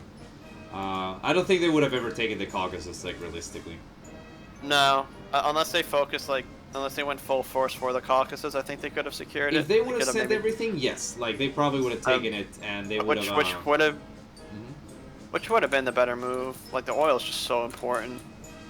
Yeah, but even if they would have taken it, and this is the thing that a lot of people don't understand. I don't know what you think about this, Kawasaki, but to take a position and extract the oil from it are 2 very different things. Like, if they would have taken Baku, which is the main place where, like, 70% of all Russian oil production was being made, what would have happened in that regard? Like, in regards to, like, to that? Like, what would have happened in that case? Like, what would have happened if they would have said, like, we take the place, it's like going to Venezuela and just expecting oil to, like, spurt out of the ground and just, like, use it. You have to, like, treat it, you have to change it, you have to adapt it. You can't just take oil from the ground and put it in your car. There's a big process for it. The British had a contingency plan ready. If the oil fields got taken, they were going to bomb Soviet oil fields to deny the Germans from actually extracting oil from them. Yes, absolutely. So even if the Germans took the oil fields, they would have been bombed to shit constantly. So they would have. So yeah, it would have the Soviets would lose a lot of oil, but at the same time, the Germans' entire objective goal would be just. It would have nullified. stopped the Russian attacks. I mean, I know that they got oil from the United States, but, like, most of the oil was locally produced. Like, let's understand that. It would have hampered the Soviet war effort, but it would have also hampered the German war effort. It really, and at this point, the Germans need to do what's most efficient. It would have been a stalemate at that point. Like, we don't have oil, but you don't have oil. Like, let's just talk this out. And I don't know. I don't think it would be. I think Germany would eventually just get overwhelmed again. Oh, Lion is saying that he can join. Lion is on the on the Pudcast Yeah, voice. I've actually joined already. Hello, guys. Hey, Lion. What's up? Hello. Hello. How What's you up? doing, brother? Bad, but whatever. It's alright. Bad, but whatever. Fuck. Sorry. Okay. Well, sorry for asking in this case. It's Sushi alright, Burger type.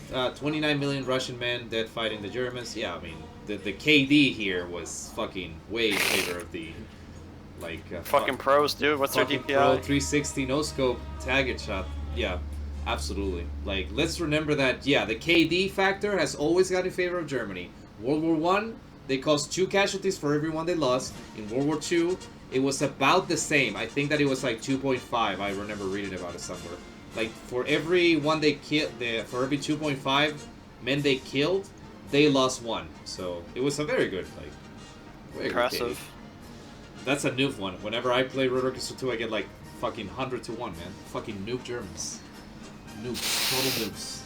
Volkstrom. Oh, yeah. You gotta get that cool KD, bro, so you can get all those tags, bro. XD.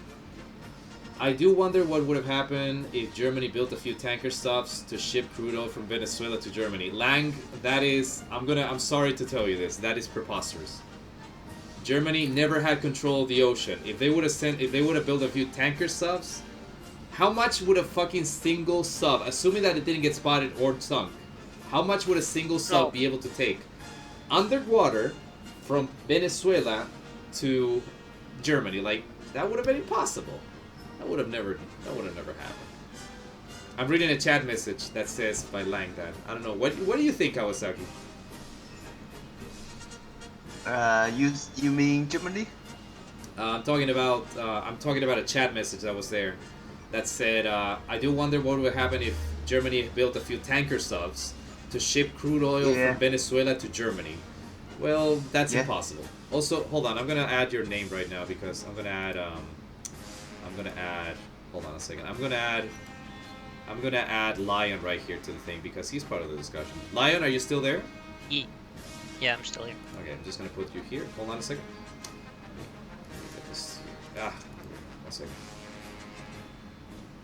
Copy, paste. This here. No, that's not what I wanted. Copy, fucking garbage, and paste. Paste this new source. There we go.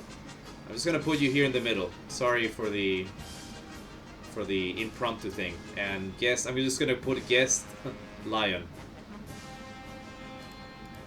Sorry, give me a second to put you in here. How do I do this? Text. Okay. Let me copy this. Copy. Paste. New source. Over here.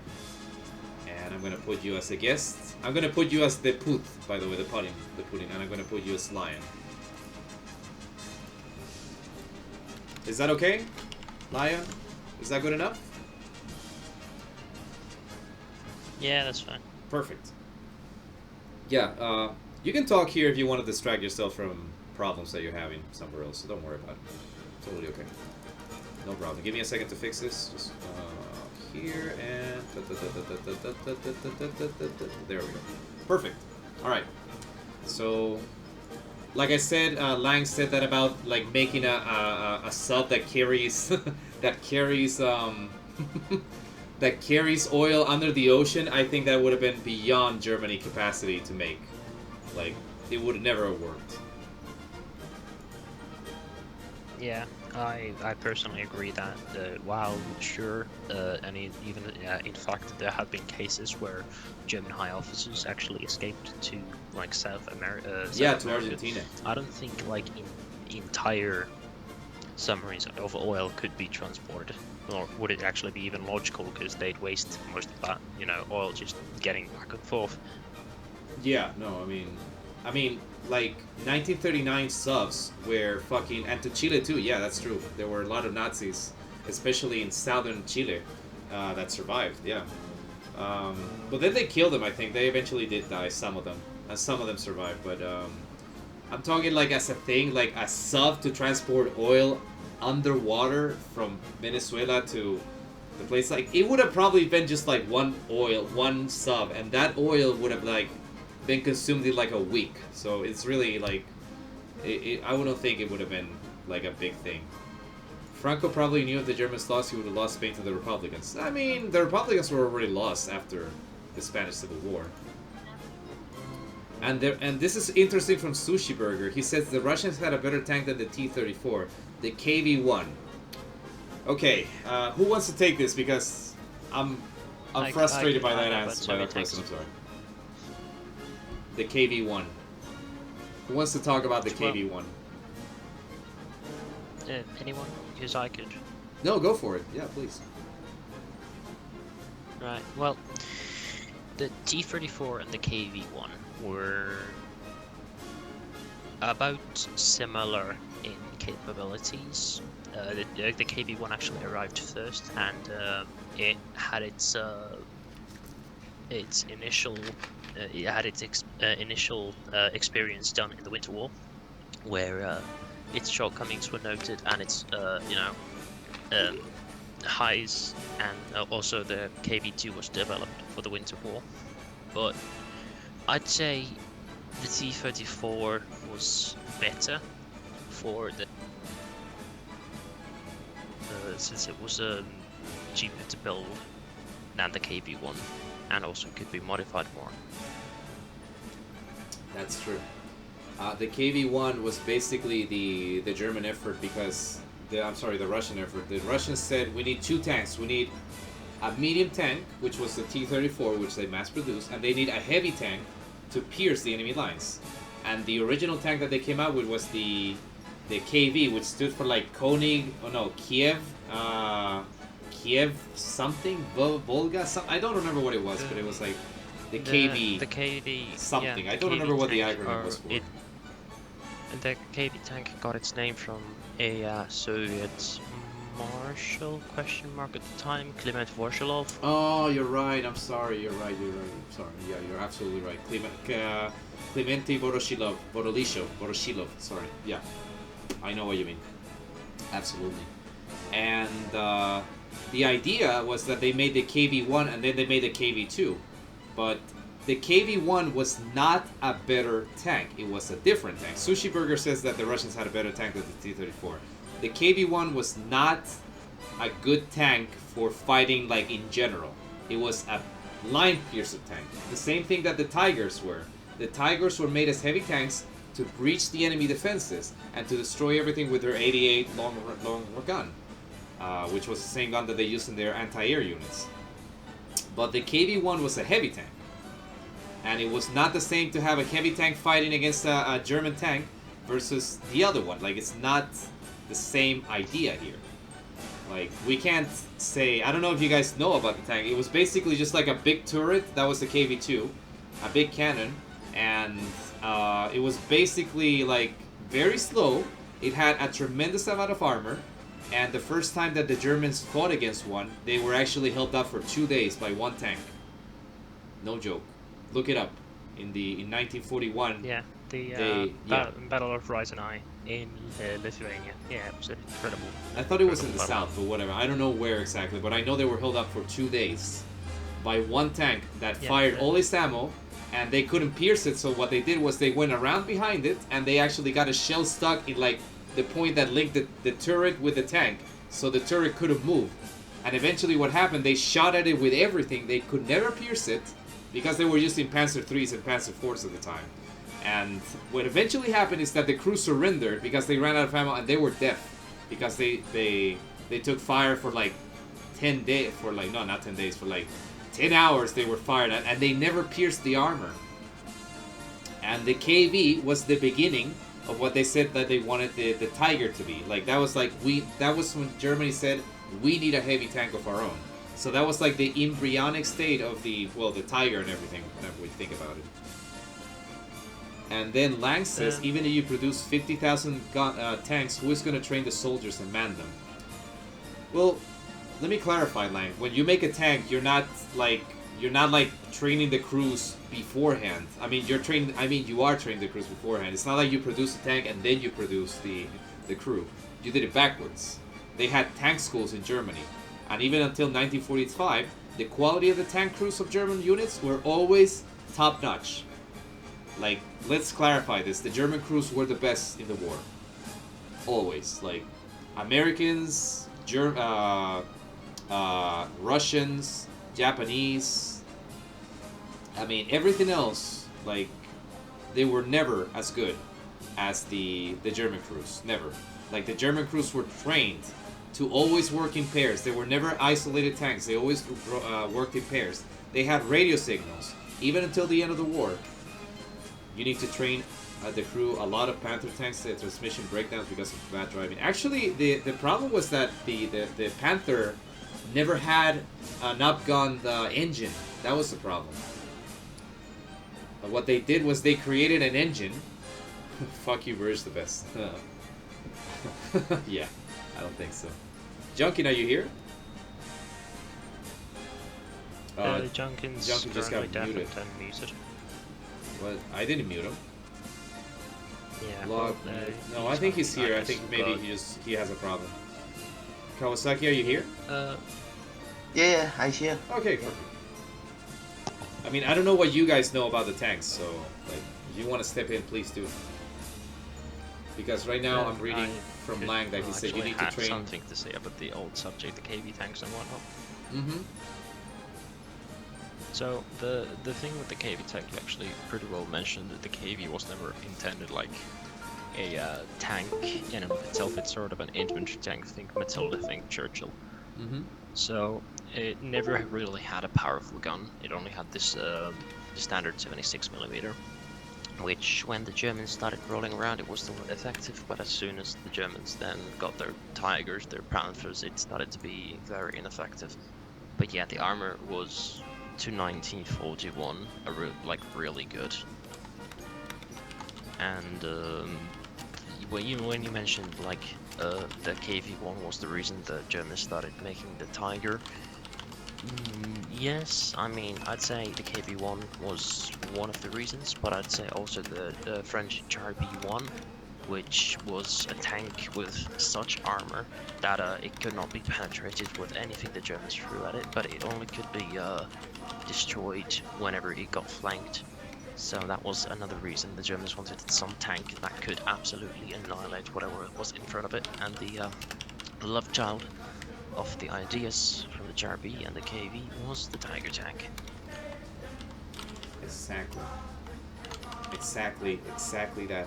that is very true. I mean, and like I said before, like the Germans, like they had to, I mean, they were forced by the situation that they needed to create a heavy tank. I mean, if you think about it, and that's really what happened. The Tiger tank, which is probably the most famous tank of World War II, even though there were like 1,400 in total produced. It was basically just like a bigger version of the Panzer IV. Like, it was literally the same tank, but bigger. Like, exactly the same tank, just bigger, with a bigger gun, a bigger turret, bigger armor, bigger everything. And that's true. Yes. It was basically, like, if you look at a picture side by side, in fact, I can do that right now. Let me see. Tiger tank and a Panzer IV. Let me see, Panzer IV. Because I can show you this, like, right now. Let me see. There's a Tiger, and there's... Like, let's take... Yeah, here I go. I got two pictures right here that you can use. Look at this. Let me show you what I mean by this. Okay. Let me show you what I mean by this. Like, if you compare them side by side, you're gonna understand just how ridiculous it looks. Like, but... Let me show you what I mean by this. Let me show you. So here's this thing. Smart selection. Here's Panzer IV. There's one.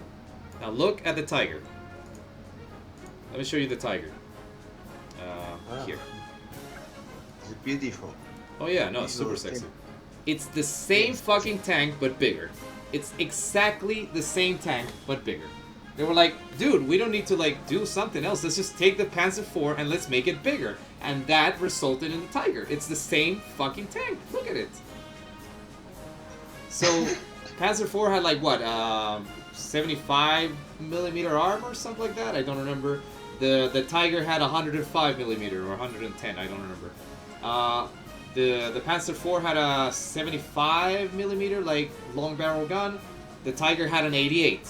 Like, everything is exactly the same, like exactly the same, but it's the same tank but bigger. I mean, that was like a very patchwork solution. They were like, we need a better tank now to face the big tank. So they said, well, let's take our Panther IV and make it bigger. And they did. And that's the result of this. You see it right there. Like, same tank, same gun, same machine gun slot. Everything is exactly the same. It's ridiculous the way that it worked.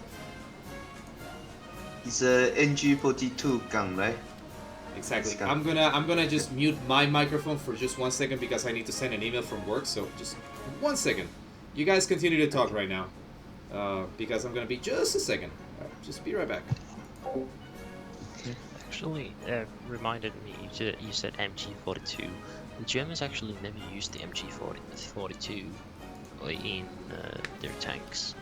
Reason being that the MG34, you can slide out the receiver in order to change the barrel. But you can't do that in the MG42. So that's why they use the MG34 in every tank, except, you know, if it's on the outside, then they can use the MG42. Oh, you mean this tank is not NG42, right? So NG44.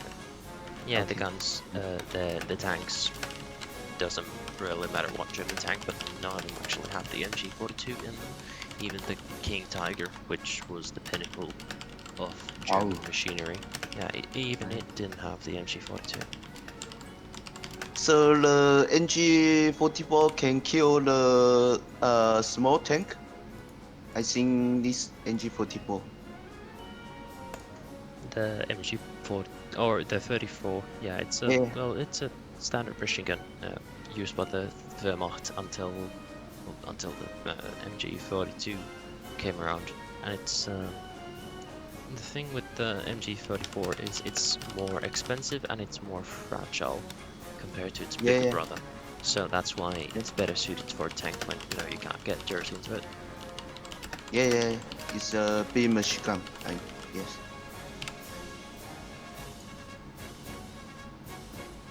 That's why World War II, Japan only also buy this NG42 gun. Yeah, it was good. Sorry, what are you guys talking about? just that I remembered that none of the German tanks actually had a MG42 in them. It was an MG43. No, it was an MG38. That's the number that they had in it. Was it? That was the MG38 that they made, and they eventually did replace some of them for the MG42, which was a superior machine gun that is used to this day in a lot of armies. I think Chile, my country, has some of them that are still active. They're not called MG42s, obviously, but they're the same design model. So, really excellent machine guns. I mean, the quality of German equipment, Yeah. I don't think we're questioning it.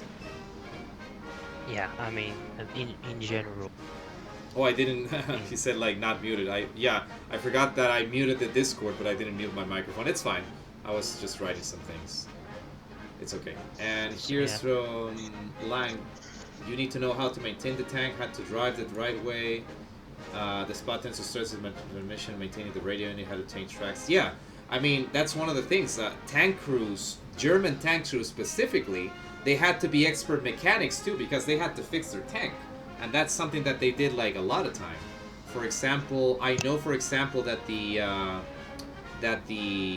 Tiger had a life expectancy of 60 miles, and after that you would have to do like a full overhaul. MG13 machine guns. Thank you, Sushi. They had to change like everything every 100 miles in total, and every 60 miles they had to do like a full checkup. And for that you had to have the equipment and everything. Like you had to do a full overfit. So one thing that's very important to understand is that German tanks were not built to survive in the field. They were so fucking like precisely made that if one of your tanks broke down, you were fucked. You couldn't do anything else. Like your tanks would break down. German tanks broke down a lot of times. And here's something that Kawasaki said, which is an army without fuel is like being disabled. Well, yeah, absolutely. I mean that was one of the big factors. Directly speaking, it was fuel. Like one of the main reasons. Second most important reason, in my opinion, is that Germany didn't have enough fuel for this. I want to check with. Junkin is still muted. I don't know what happened. Maybe he got into a fight with someone. I don't know. What do you think, Lion? like about the German crews having to be more like. I mean that an army without experienced. fuel is like being disabled. I'm looking at the chat. I'm trying to go from top to bottom with the chat. So. Yeah. I'd say an army without, well, depending, but the German army, for example, is absolutely gone without its fuel. But for example, the Finnish army, well, the Finnish army is a good example. We barely had any tanks, we barely had any fuel, but it worked. Yeah, no, absolutely, and they fought to the end. I mean, the failure of Japan in the war, killed and wounded. Yeah, I know about the 1905 war between Russia and Japan. That Japan won, but eventually would have lost. But we're not here to talk about the old wars. We're here to talk about Germany and why they lost. So. To Nazi to Chile, displacement of a U-boat 769 tons and faster. That's true. But like I said, it's a pipe dream, you know. It's like it would never happen. Tiger is World War II #1 tank. No. Kawasaki, I disagree. I'm sorry for that, but I disagree with that. It's okay. It's okay. The reason why I disagree is because, like I said, the Tiger was, first of all, incredibly resource expensive to produce. Like the cost of it, I think that it costs about 3 Panzer IVs to make one Tiger, so just like no. Second of all, like I told you before, it broke down very often. Third of all, it was not that good of a tank as compared to the more advanced Russian tanks later on in the war, like the Joseph Stalin tank, for example. I mean, they had a very good gun and they had a very good situation, but they were so expensive to make and they were prone to so many problems that they were never truly fixed, that it could just not work properly. Yes. And then Sushi Burger and the King Tiger, well, it's the same situation. Like they made 500 King Tigers or 450, something like that. And in the end, that's just not going to be enough. Can searching this gun. Gas to gun. Sorry, what? Can you repeat it? Gas to gun. This gun. What? You can watch in this picture. This Oh, the picture. Gustav. I'm gonna. Yeah, but I know you talked about the train gun before. I know you're talking about the one. The Gustav was a railway cannon that they used once in the war, like properly. That like, they used it once, correctly, and then they never did it again. They used it. They used it in the siege of Sevastopol, and then they never used it again. Yeah. So yeah, that was pretty stupid on their part. Like, I mean, you waste all these resources on making things. Yeah, I understand that they made them because they wanted to use it to pierce the Maginot line, you know, the French defensive line. I'm sure you know about that. But then after, since they won the battle with so few losses, they were like, all right, we have this fucking tank guns that we made for this and we never used them. So what do we use them for? So they send them to Sevastopol, and I heard the story that there were like 4 or 5. 500 millimeter, 600, the 800 millimeter was the Dora Trooper, which was the biggest one, and they also had one of the gunshots from it. What I read was that it shot into Sevastopol. It actually pierced an underground bunker went 20 meters deep down underground and exploded a munitions depot. So that was a powerful gun, but very situational, like ridiculously situational. Like, if I recall correctly, it wasn't in Sevastopol. It was in the Black Sea somewhere, and underwater ammo depot, but quite far. And then it had a good amount of concrete. It was in from what I know, from what I read. Am I here? Hello? Oh, there we go. Sorry. Yeah, here I am. What I said was the Germans used it in the siege of Sevastopol, which happened in the Kerch Peninsula. And that's when they used it, and that's when, you know, when everything eventually, you know, I mean, it was already going pretty badly for the Russians there, but the Dora Truppen, which was the cannon that they used, was already fucking up their shit, like hardcore. That much happened. That much I remember about that. That's what I know about that. Also, again, I don't know what happened to Junkin, but he's still muted. I didn't mute him. I had to do some things. Okay. Yeah, don't worry about it. Totally okay. And we invited Mr. Lion here as a guest, and we can have as many people as we want as long as everyone's taking their turns. Let me see. Fuck you too. World Wars. French Renault tank. There was a Tiger prototype check for the BK 3601. I knew about that prototype tank. I knew about it. Googled it. M13 machine guns. Gustav gun. There were a lot more than a 7-ton shell, 29 miles. That's what happened. But I know it happened in the Battle of Sevastopol. I read about it. I read a lot about World War II. Yeah, and I just checked. It was 30 meters underground. Yeah. So yeah, so something like that. I don't remember the exact somewhere in the Sevastopol. Oh yeah. And I think that we need to talk about something that I think we've been putting up: the Air Force, the German Luftwaffe. The Luftwaffe. We have not been talking about it a lot. I think that we need to talk about it, and we need to talk also about the stuff. So let's focus first on the airborne aspect. Like, what do you think happened with that? Like, what's your opinion about this? The Fallschirmjäger, for the very, very hard objectives that they were given, performed very well. The Germans did not use Fallschirmjäger correctly, but somehow, like in Crete, like they literally, like in Crete, that's not how you use paratroopers, and despite them being like thrown against the odds, the Fallschirmjäger performed very well. It's impressive if you look at the objectives of Crete and how the Fallschirmjäger was actually able to complete them. It's very impressive. What do you think, Lion and Kawasaki? What do you guys think? About the airborne. Airborne? Well, the Air Force, the Fallschirmjäger, everything that we're talking about with the airborne aspect, the Luftwaffe and everything. Well, the German airborne, I'd say, suffered the same fate as the Soviet airborne, which was that they both did about like 1 or 2 airborne drops, and after that they became regular. Yeah, Hitler was like, "Oh, we lost the element of surprise. We can never use airborne again after Crete." Even though which was stupid. Yeah, which was odd, but yeah. But then again, I'd say there wasn't really a good chance to use airborne, especially in the Eastern Front. Yeah.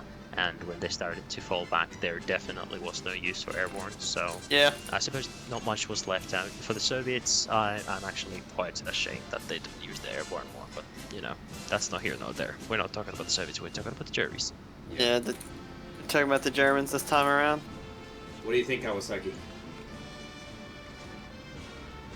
I see Germany airport in World War II not really strong.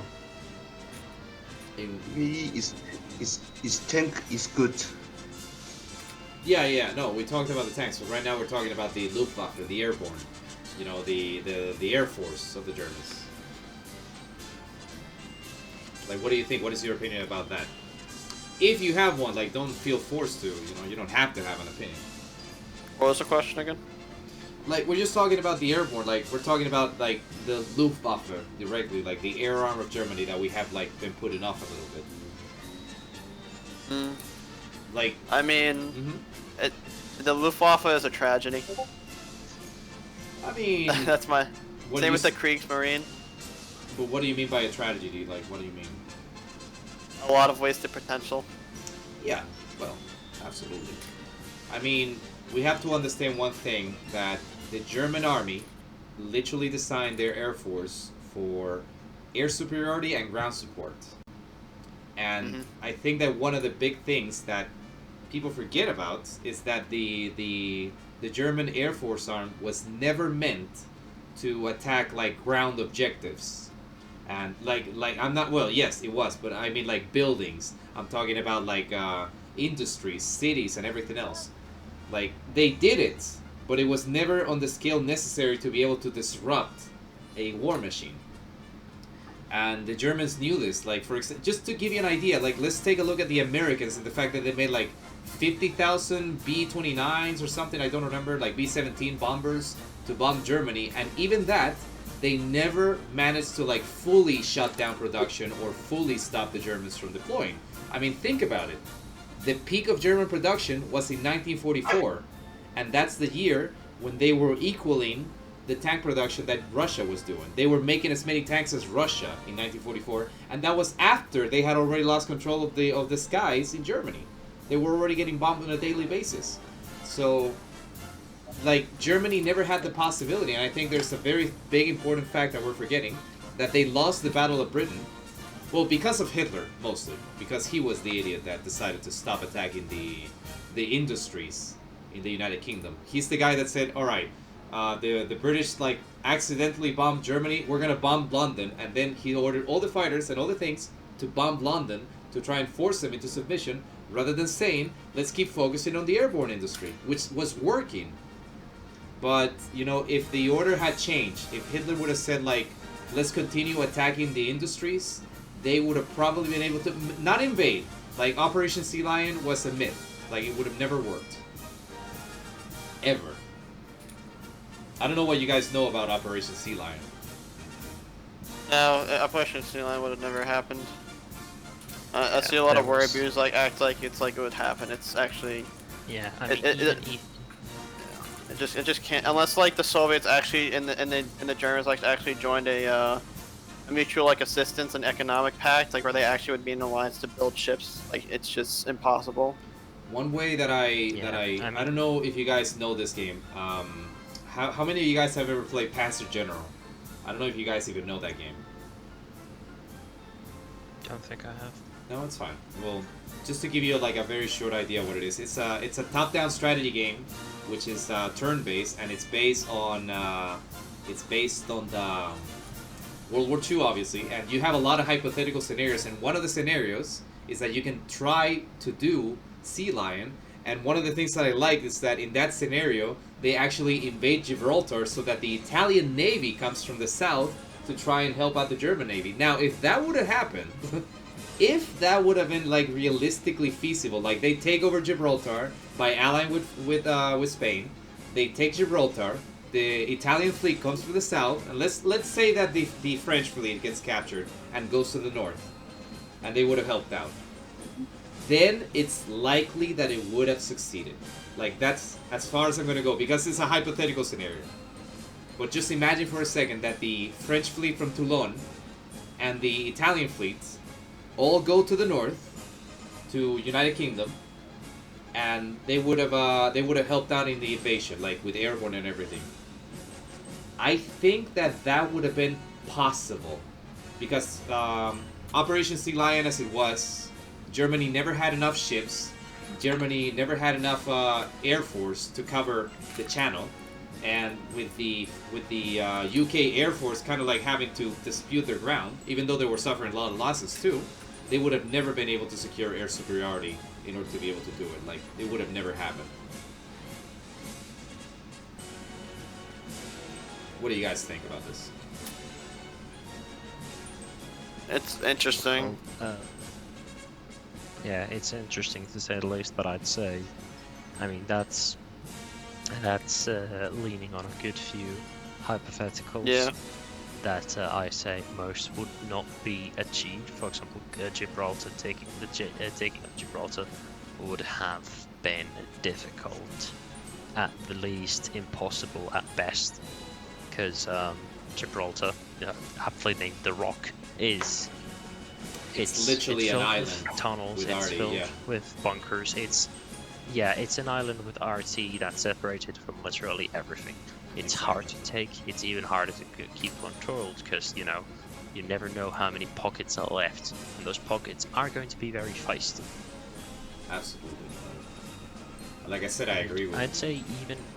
Yeah, and I'd say even with the Italian Navy, the British still ruled the seas at that point. And I'd say it would have started to be a fair fight, but I'd say it would still have been a fight that the Germans would have lost with quite the number of casualties on both sides.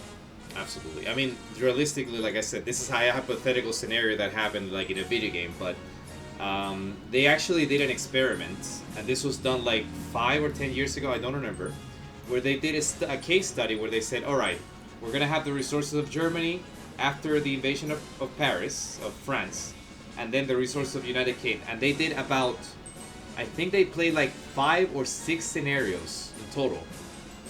5 or 6 scenarios. Yeah, and in all those scenarios, exactly, none of those scenarios succeeded. Like, they tried like different tactics every time, and it never work. Like they actually did manage to land some units in there, some tanks as well, but they would have lost so many men, and they would not have been able to supply them afterwards because the British Navy would have like swooped in and just cut them off, and they would have suffered a lot of casualties, but they would have massacred the Germans in the beaches. Like they could have taken the beaches, but they would have never been able to push inland, and that's what that was the scenario. Like they tried everything. They tried every possible perspective and said like it would have never worked.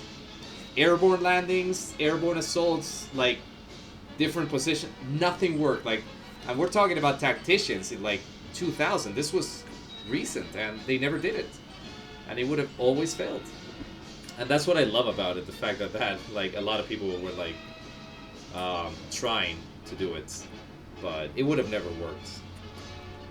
And then we have, it could have happened if they didn't attack Russia. Well, okay, Sushi is saying that it could have happened if they didn't attack Russia, but I don't know. No. I don't know. Yeah. First and foremost, not attacking Russia goes against how history played out, since Hitler was highly, against what he called Judeo-Bolshevism, Yeah. i.e. Hitler thought that the Jews were the cause of communism, and that both Jews and communism were the absolute, devils. Yeah, So, the racial and ideological enemy of the German people. Yeah. Yeah. So even some people point at the Which is Molotov very movement similar to fact. what we are living nowadays with all the bullshit that everyone's like, Antifa, oh, they're Jewish. Black people, no, they're Jewish. Oh, I wanted fries. My fries are cold, sir. Oh, the Jewish people did it. Like, Hitler just blamed everything on the Jews. Everything. And every time it makes me laugh whenever I think about it. Like, everything was the Jew. Everything. Like, there was never anything that wasn't the Jews' fault. Everything was the Jewish people's fault, according to Hitler. Yeah. And, Oh no, bro, that's pretty anti-Semitic of you. So, you want to go to the bathroom. Oh, it's taken. No, it's the fucking Jews. And, like, you go to McDonald's and you order fries and you have a little hair on your fucking fries. And, oh, the Jews did it. Fucking everything was the Jews. And every time I hear that, like, I can't help but smile. It's just like, everything was a Jew. And wouldn't it be funny, like, if 10 years from now someone, like, comes out and says, like, oh, the Jewish actually were responsible. Like, if that happens, I'm gonna laugh. Like, if, like, 10 years from now, like, some, like, super secret thing just comes out and someone says, like, Jewish people caused World War II, and I'm like, what the fuck? No. Like, if that happens, wow, I'm probably gonna laugh, but I'm not gonna even go political, I'm just gonna laugh. Obviously, that's not the case, but I would laugh if that happened. And then Lang says, pilots, hold on, he got fucked by the British, they fell back, yeah. Pilots take a lot of time to properly train, and after the Battle of Britain, they had lost so many experienced pilots, they never really recovered their experienced pilot numbers. That's true. That's very true. The most successful airborne pilot, a German pilot, was Hans Rudel, and he flew he went from flying a Ju-87, which was the dive bomber, and he destroyed, I think his number of destroyed things that he personally destroyed, over 550 tanks. Him alone destroyed 550 tanks. Throughout the entire war, obviously. Like, I thought that was crazy. The first time I read about it, I was like, just thinking about it, like, think about it, like, you kill one tank, that's already an accomplishment, and this guy's like saying, like, ooh, like, there's this guy that killed 550 tanks with his plane. Just think about it. Just, like, killing one tank is already a fucking feat, and this guy was, like, killing tanks every day. Think about it. You would have to kill an average of, like, one tank every 2 days, something like that, in order to get that ratio by the end of the war. The European battlefield of World War II kicked off when Germany invaded Poland. Is Junkin here again, or did he leave? No, he's here. I'm here. Okay. Well, like I said, if you want to intervene, please do. For the first time, the German Air Force applied lessons learned from the Spanish Civil War. Yeah, that's true. Guernica. And the Condor Legion. That's right. Their heavy bombing did start to fuck air bases and they stopped on the London and the cities. Yeah, that's one of the reasons why the attack on the United Kingdom failed. And it could have happened if they didn't attack Russia. Well, no. Londoners in subway tunnels during air raid. Yeah. The London Tube, the underground London Tube, was used by the people as a way of like covering themselves from the bombs.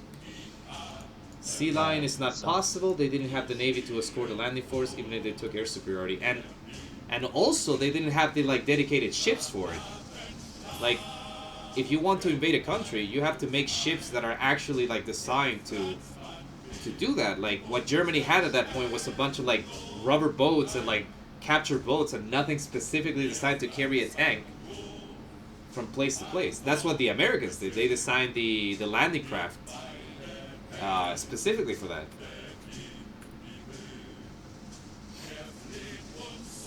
I feel like I'm talking alone right now. If you guys want to help me. No, you're not. And they smashed the British Air Force. They had long-distance fighters. They could have been planned a few years before the start. Well, you know, fun fact, Sushi. I know that Germany was like the original plan for the Kriegsmarine was that they were gonna make a big surface fleet, and they were gonna also create a carrier, which was the Graf Zeppelin. They were gonna create a carrier to support the invasion, and that's why originally the war was supposed to start. According to Hitler, the war was going to start in 1943, when Germany was fully ready for war. But really, that's just hypothetical thinking at that point. Yeah, that was Plan Z. Plan C, that was the fleet production, exactly. The Navy would have been destroyed from air attacks. I mean, yes, but at that same point, like, here's the thing that I'm talking about, Sushi. Like, if the Germans would have invaded Sea Lion, yes, the British would have suffered a lot of losses, a huge amount of losses, from taking. It makes me laugh whenever I think about it. Like, everything was the Jew. Everything. It's just Sea Lion is just such an unrealistic objective because okay, the German troops land. Now they have no way of constantly supplying their troops because the British Royal Navy is just gonna cut them off. Yeah. And now you have like 300. You have 300,000 stranded German troops. It's like it's just such an unnecessary waste of resources. Exactly. Yeah. And there's so Sea Lion was never attempted. Yeah. Well. I mean, and it's smart. I mean, if they would have attempted it, that would have just been a complete failure of everything. Oh, it would have been a fucking shit show. Oh, yeah, absolutely. They would have been reading history about how Germany lost World War II, like in 1943. Like, there would have been a counterattack by the British, and then, like, the Russians just kind of swoop in and they killed Germany by 1943. Which would have been very funny. In a horrible way, obviously. And here it says by Sushi Burger, Italy should have invaded Gibraltar at the start of the war.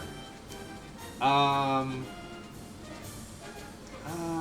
mean, what they should have invaded should have been Malta, if anything, not Gibraltar. Yeah, they should have taken Malta, if anything, because Gibraltar is a fucking fortress. Yeah, everyone kind of agreed with that, yeah. And, like, yeah, Lang says right there, not feasible, Sushi, the Gibraltar is a fortress, they couldn't even take Malta, exactly. Like, yeah, that would have just never worked in this case. It makes me laugh. And not by it, they couldn't even take Malta and not by like a try. Actually, there was an operation which is called Operation Hercules. You can Google it if you don't believe me. That was supposed to be the invasion by the Germans of the island of Malta. And what it was going to be was it was supposed to be supported by the Italian Navy and by German paratroopers. Like, Hitler was like, alright, we can do this one final operation because they were going to do it. But they said no. Eventually they decided against it. And the reason is because Hitler did not trust the Italian Navy to support his ships. And I can't blame him. I can't blame him at all. Like, if a German invasion of Malta would have happened, I'm sure they would have taken it, but then they would have been stranded because the Italian Navy refused to help in the operation. And we all know that the British would have come in and destroyed the Italian fleet, and they would have lost just all those paratroopers. That's a very important thing. Hitler thought the Jews were smarter than him. Is that true? Really, Kawasaki? Yeah. Where do you get that from? Cause he think Jews very smart, and they many living in German, so they don't think German need the Jews, so he kill in Germany Jews. If you are Jews, Oh shit, it's you. I kill you, Jews. Who should is you what? Hey, yeah, Hitler he think. Yeah. Junkin just muted up again, it's fine. Lion, are you still there? Lion? Yeah, I'm still Oh, cool. Alright. Okay, Italy wasn't ready for war. When it entered, they thought that Britain is going to sign a white peace and they just needed to march into Egypt and persuade them to finally surrender. That's true. Lang, what you're saying is absolutely true. Like, the Italians were basically like thinking, like, if we just do a show of force, as soon as, well, I mean, think about it from the perspective of them. Like, at that point, the United Kingdom was like, they did the miracle, quote unquote, of Dunkirk, where they served like the bulk of their army, but they lost a lot of men too, and they lost all their equipment. So, any kind of like land offensive would have been impossible at that point. Like, literally, they didn't have enough resources. The second thing is that when they did this thing, they were like exactly what you were saying. So they were like, "Oh, we're gonna give up," but then Churchill said like, "No, we shall fight on the beaches. We shall fight on the blah blah blah on our houses, blah blah blah, etc. etc. etc." And then when they realized, "Oh shit." The operation, I don't remember the name of the operation, but it was like a British counterattack of 20,000 men against like 300,000 Italians, and they actually won. That was pathetic. Like, the Italian army was so shit. They outnumbered the Brits 10-1 in Egypt, and they never fucking pushed it because they got counterattacked by like 300 tanks of the Germans, of the British, or 400 or 500. They got counterattacked and they all surrendered en masse. Like, it was ridiculous. I don't know how many men the Italians lost. Oh, please speak, Lion, if you want to do it.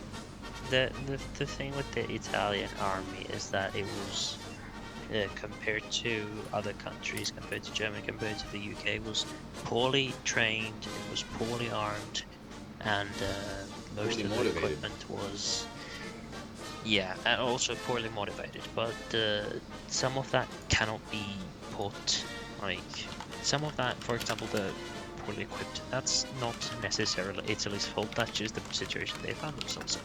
For example, the tanks, they can't mass produce big tanks, but they can mass produce, smaller tanks. Or their, rifles. They just use what's available. They don't have the economy, or they don't have the factories to make anything else. And the training, well, no one can be perfect. But like someone said before in chat, and I don't remember who it was, the Italian did have a couple of like elite units, a couple that actually did their job. The Bersaglieri were the hunters, and they also had a unit of frogmen. I don't know if you knew about this. The Italians had a unit of frogmen that they used to do a raid into Alexandria, the port of Africa in Egypt. And what they did there was they sent like a boat or something. I don't know how it happened, but all I know is that a couple of frogmen basically came out to the side of like a carrier. They put in a couple of satchel charges. They sailed away, and they actually sunk like 2 boats. Now, they sunk on port, so they managed to salvage them. But they were out of fighting for at least 4 to 5 months. That is fucking like ballsy. Like, they actually managed to do that kind of landing. That actually happened. What the fuck happened? And that's what I mean. What if Germany had planned it? Yes, I know the British would have been out of the Mediterranean. That's true. Churchill became prime minister after Duncan. The British had all USA and other places. Well, yes. I mean, the United States was already like kind of in an indirect war situation with Germany. Like, there was an undeclared war between them both, and they were still fighting at that point. The Italian general could have sent the best troops, the motorized divisions, about 30 or 300,000 men? Is that 30,000? Yeah, 300,000 men. and have them properly supplied, but not sent and don't have them properly supplied, no wonder they lost. I mean, that's one of the factors. I mean, supplies in North Africa. Let's clarify. The British situation was not excellent in regards to supplies because they had two choices. They could either send the supply routes directly through the Mediterranean and get bombed by Air Force, by the German Air Force, and attacked by submarines, and attacked sometimes, occasionally, by the Italian fleet, which they did actually. They did do a couple of sallies. Or they could go around all of Africa through the Cape of Good Hope, and from India too. Yeah, exactly, from India too. And they got, I mean, a lot of men that fought in North Africa were Indian and you know, like Commonwealth troops. You're absolutely right. Yeah, well, fuck, I forgot what I was gonna say. No, it's exciting, yeah. Kind of get into it. I don't know, what were you gonna say? What's up? I forgot what I was gonna say. I was talking about how they had to go around the Cape of Good Hope, which was all around South Africa, and that was like 5,000 or 6,000 nautical miles, and even then, like, that was just incredibly inefficient as a way to send supplies. Not to mention that those things were attacked by subs as well. Italy didn't even reach the British defensive line because they marched a way too large army into India and ran out of supply. They could have done the offensive, but not with that many men. That's true. They didn't have enough men to supply their forces. Like, I'm sorry, backwards. They didn't have enough supplies to support their men. Absolutely. I mean, that was one of the big things. But one thing that is important to understand, the last time that Germany had any kind of like important air presence, because we're talking about the Luftwaffe, the last time that they had any kind of like major air presence was in the Battle of Kursk. Thereafter, their entire airborne fleets started to get butchered. Like, they were starting to get mincemeated everywhere in fighting against the United Kingdom fighters in France, fighting against the Soviet Air Force, which was never a really big decisive factor.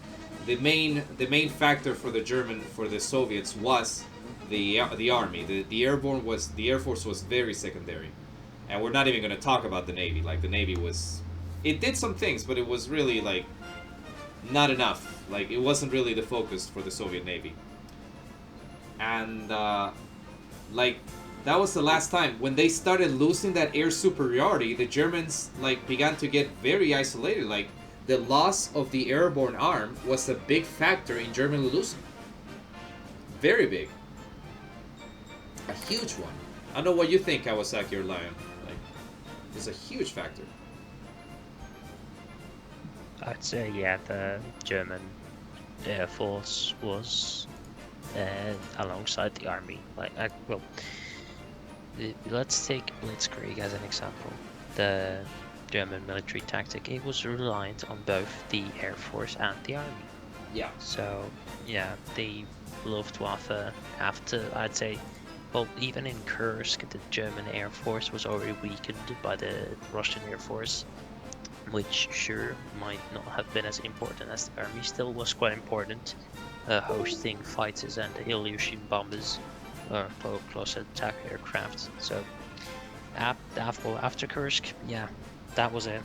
And especially when Normandy rolled around, the Germans barely had any aircraft to oppose the Allies. Yeah, the Battle of the Bulge really defanged the Luftwaffe. That was like the end of the Luftwaffe. That was the final, like, hurrah, the last hurrah of the Wehrmacht. Yeah. After the Battle of the Bulge, the German Air Force ceased to exist. Pretty much. Only sometimes taking care of bombers approaching Berlin, but that's it. Here's a little interesting fact for you guys that I don't know if you guys know, but Germany had, I think we all know about the Me-262, which was the fighter jet, like an actual fighter jet that the Germans did. That could have actually been produced as early as 1942, but I'm going to give you a guess. Why do you think that it was not produced in 1942? I'm going to let you guys guess. I'd say one problem would be I guess lack of proper technology. All right. Actually, no, the What do you think, Kawasaki? what do you think that they didn't release fighter jets in 1942? Because they had the technology, by the way. I just want to point that Yeah, out. But I just remember the Soviets already had some sort of jet aircraft in 1942. Not like they were just prototypes, of course. But yeah, so it wasn't the lack of technology. I can't remember what it was. exactly. What do you think, Kawasaki? Just one reason why you think that the jets were not used by the Germans in 1942. I'm gonna tell you why, but why do you think? Here's the tip. It's a stupid reason, but what do you think? Tell me what you think. I think they making the they're making too many. They don't focus the airplane. They focus the army for the. You're talking about resources then. Yeah. Okay. They focus resource. Resources are a good guess. Junkin, I don't know. I'm gonna check if Junkin's here. Junkin's muted. Okay. I don't know what Junkin's Army. Yeah. They just focus airplane. I'm gonna have to go, but this podcast was fun. No problem, Junkin. See you soon. Let's we'll do this another again. one. Yeah, no, for sure, we will. I'm thinking, fuck it. Can we do it? I'm thinking maybe Tuesday. Dude, I work all week. I have to do it on the weekends, dude. Shit. Yeah, no, What do you I think I know. fucking have free time all the way? I work literally from 7 a.m. until 10 p.m. from Monday to Thursday, and on Friday I work for like 5 hours. I'm not I kidding. think our next topic should be ideologies. I mean, put it on the podcast topic suggestion, and we'll talk about it because we need to discuss that first. So. Or if like we just not arguing ideologies, more of talking about what they stand for and their beliefs. I don't know if politics is like the thing to go, but put it there. Put it on the podcast topics. It's on the Discord. Put it there, and we'll talk about what we can talk about in the future. Because this is really fun. I actually enjoy this. This was really good. I like this too. I just had shit to do, unfortunately, but next time I shouldn't. Go for it. Yeah, don't worry about it. Sushi, thanks for joining the stream and talking, man, with us. And whoever's been watching in chat that's probably lurking. Thanks you guys for watching. I'll see you boys another time. Yeah, don't worry. I'll invite you. Take care. There we go. See ya. Finally, he left. Thank God. I hate that guy. Nah, I love him. He's not here anymore. Let's talk shit about him. No. He's probably still here watching. No, I love the guy. Don't worry. He's busy. Man, isn't that guy a bitch? Fucking junkie. Could you imagine doing that? Nah, I'm not like that. I've never done that in my life. Anyway, what was I saying before? Fuck, I forgot what I was talking about. Yeah, so we had the two guesses. I'm gonna put Junkie over here. You know what I'm gonna do? I'm just gonna do this real quick. 1 second. There's Junkie in here. Here we go. Let me put this here. I'm gonna put Lion. Actually, I'm just gonna erase this. And I'm gonna put Lion there.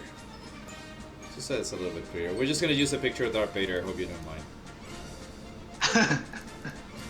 That is now you, Darth Vader. Oh, that's it. Right. I'm gonna get rid of that little, because now there are 3 people. Hold on. Give me a second. Just let me. This one. Ah, damn it. I'm trying to get rid of this little square here. There we go. That's one. There. Perfect. Okay. There we go. All right. So, what I was saying before about the reasons. You guys had very good guesses. The reason why, and this is real, you can look it up. The reason why Hitler did not approve jet fighters is because they did not have dive bombing capacity. Bam. That's the reason why Hitler wanted their, okay, it wasn't Hitler directly, he was the one that took the decision eventually, but the reason why they didn't use jet fighters in late 42 and early 43, which would have really done a big different change, is because Hitler wanted the fighters, the jet fighters, to be able to do dive bombing. Because he wanted, like someone said before, Lang, can I join? Yeah, sure, Lang, if you want to join in, come in. Lang, I just read the message, by the way. You can join if you want to, no problem. And the biggest problem that happened is that Hitler said the fighters had to be Yeah, they had to be. There's Lang. How you doing, Lang? Lang? Okay, yes. Hey, what's up, brother? Hey, what's up? Not much. Sweet shit. Yeah, boy. Okay, let me put your name here. All right, sorry, Lion. Okay. Nah, I'm not gonna move Lion. I'm gonna keep you there. But we're gonna keep you as Darth Vader. Definitely. Okay, give me a second. Yeah, I'm cool with that. This here. I'm gonna put you here where the other guy was, and we're gonna have this. Copy paste new source, and we're gonna have you as Lang. Let me write your name properly. I don't want to miswrite your name. It's Lang. I'm sorry. Lang. Fuck yeah. Lang 211. There we go. Yep. There we go. Perfect. Yeah, sure, for sure.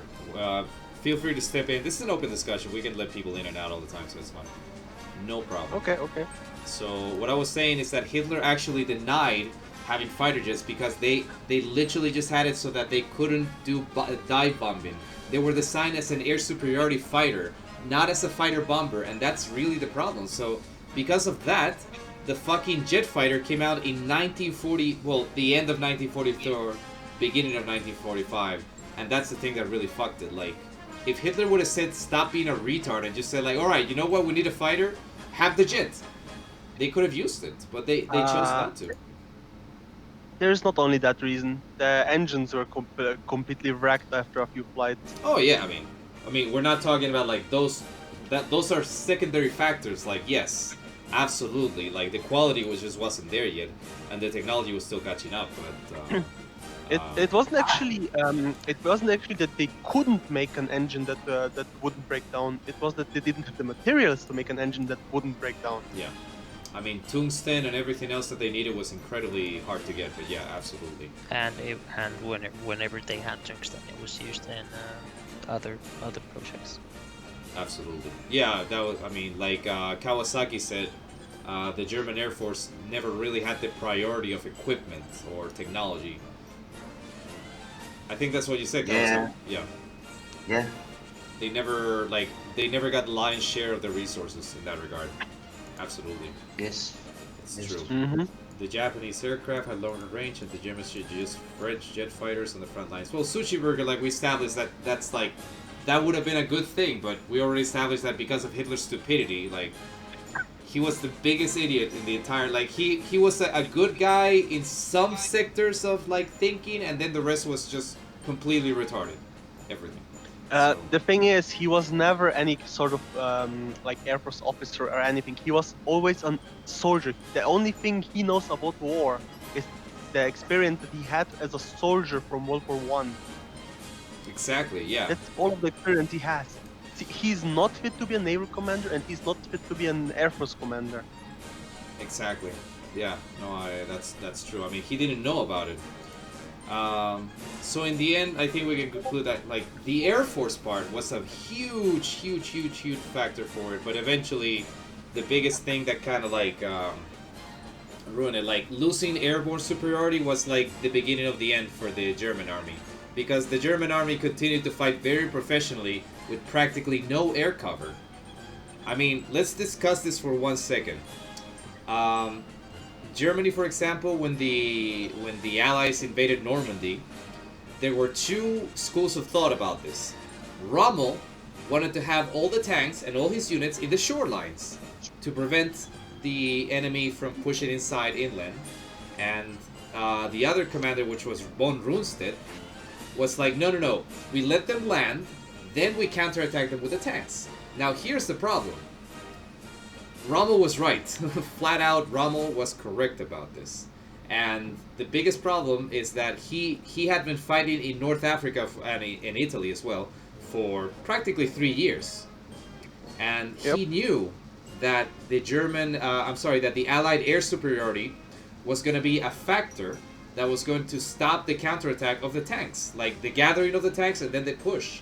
I mean, to give you an idea, in 1944, 1945, the Germans lost approximately 3,000 tanks in France. 3,000.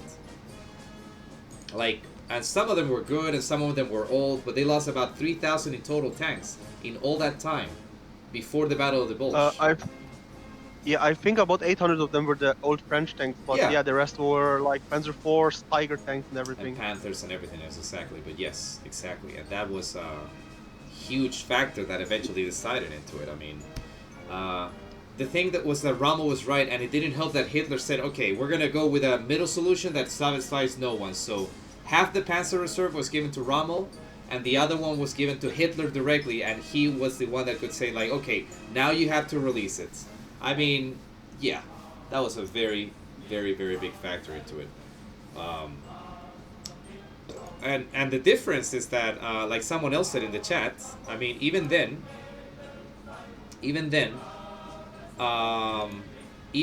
Germany could have never, like, realistically, like, even if they would have gone with, like, full fighter production, because in 1943, the German production switched from fighter and bomber, which was about 50-50 almost at the time, to, like, 80% fighter to defend from the Allied offensive, and 20% bomber, so the capacity for ground support was really, like, completely derided. Like, everything that they had at that point was, like, completely derided.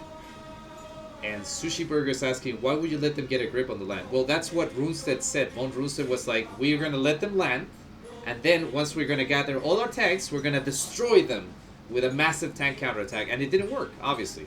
We already know. Because the It Allied... would have worked if they had the air superiority. It would have worked if Germany would have had, or at least not air superiority, but air, like, at least contest the air. Like, instead of just like spoon feeding units, if they would have been able to keep the Allied Air Force away, they could have probably succeeded. But Rommel knew, and Rommel was ignored. And if they would have listened to Rommel, the invasion of Normandy would have failed, literally.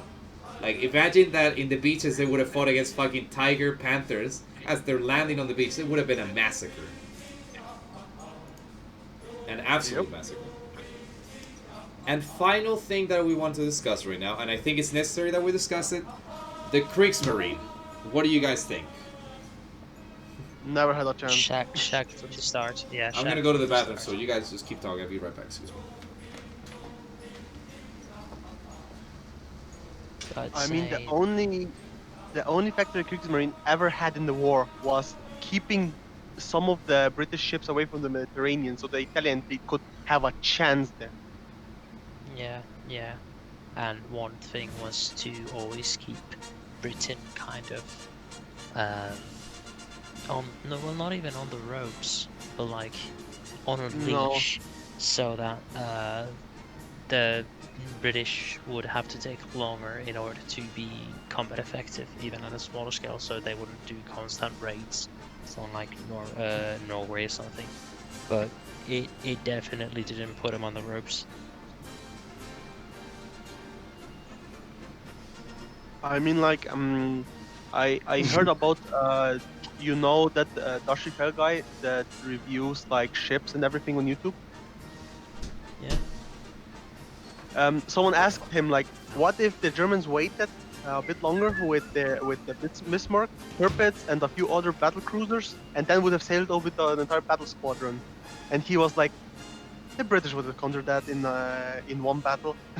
Like, there is no chance you can get through. The British battle line is just so huge and so massive that even if you have such a huge formation, they can still counter it, because they had the world's largest navy, even if they had to pull back a lot of ships from somewhere else. Yeah, I mean that's one thing that the Kriegsmarine, well, maybe the submarine fleet, how it worked was basically the only way the Germans could sail on the high seas. The capital ships, for example, Tirpitz, the Bismarck, they didn't have a chance in the beginning. Sorry, what are you guys talking about? I'm sorry. Ships. Just real brief, like, what were you talking about? One of the only reasons the Bismarck was designed to reach like 30 knots of speed was so they could like pick the engagement, but even that it's completely retarded, because you still have ships that can catch up with you and fight you like that.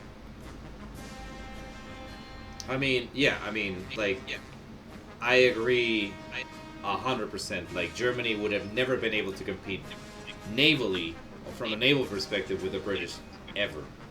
I think we can all agree on that. Like, that would have never been able to succeed. And, well, that was part of Plan C. Like, what they wanted to do was they wanted to create a fleet so that they could eventually compete with the British Navy. And also because they wanted their, what's it called, for their colonial empire restated. Like, the Germans wanted to have their World War I, like, colonial empire in Central Africa and all those territories that were German at one point to be under their control. Yeah, but you have to think, Plan Z was like somewhat about 15 battleships. They built 2. Yeah. I think it was about 2 or 3 carriers. They didn't even finish one to the end of the war. They didn't, exactly. The Graf Zeppelin. And it would have been more than 50 destroyers, Yeah. 20 cruisers, a few heavy cruisers, and I think a few battle cruisers as well. And you can't build that in Germany. Germany doesn't have the infrastructure to build that. Exactly. Yeah. I mean, that's something that Britain would have built in over like 20 years. Yeah, no, absolutely. Like, that's one of the things. Like, yeah, like, realistically, it would have never worked. I think we can all agree about this. Like, it would have never, ever, ever worked that any kind of invasion would have, like, succeeded. I mean, and like Germany said eventually in the beginning, literally they said, what did they say? Like, the war was originally, like, supposed to start from all belligerents. They wanted to start the war at around 1943. It's just that everything precipitated afterwards real quickly. So the Germans never had time to implement the Plan C, which was to build a big surface fleet and a carrier so that they would be able to fight against the British. But even if they would have built that, they would not have won the naval war. I mean, we can all agree with that, absolutely. And I agree wholeheartedly with that. Absolutely. Absolutely. I mean, as far as I'm aware, they only had two shipyards that were able to build the size of ship that Tirpitz and Bismarck were. Yeah, the one in Kiel and the one in Wilhelmshaven. Yeah, I know. Exactly. They only had 2 big ports that could actually produce them. And I mean, well, like I said, like, it would have taken like a huge amount of time. And like I said, remember that 1939 war, when it started, none of the belligerents except Germany, like, directly speaking, was more ready. But like, everyone got caught with their pants down. Like, everyone was thinking that the war was going to happen in 3 more or 4 more years. There was already ideas that there was going to be a war, but everyone knew that it was going to happen. Like, everyone believed that it was going to happen much later. So the plans were for long term. Like, to build a fleet, it would take you decades to build a fleet, an actual seaworthy, battle-worthy fleet. Remember that, for example, in World War I, Germany had a Titanic fleet. Hey, Sushi! Thank you for the 300-bit cheer. Much appreciated, bro. It could have won? Hold on. Sushi_burger_cheered. X300. It could have won the British if it had long-range planes and more oil. Yeah, I know. Oh, yeah. Absolutely. Thank you for the 300. They only fought one battle, the Battle of Jutland, and they lost like horribly. They got outmaneuvered by the British and had to retreat. Well, actually, no. That's false. They, I think they got outmaneuvered. The Germans actually, like, managed to inflict more losses on the British, but there was no shift of favor between the fleets. Like, the situation remained the same after the Battle of Jutland. It was a tactical German victory, but a strategic German defeat. What they wanted was to get the fleet out so that they could fight against the British fleet. But even then, it didn't work, sadly, because, well, we all know why. Like, it failed, but... we're talking about World War II. Like, I remember, I haven't googled the Battle of Jutland in a Battle of Jutland. Let me see. Jutland. I'm like 99% sure this was a German victory, but a tactical defeat. Outcome. Let me see.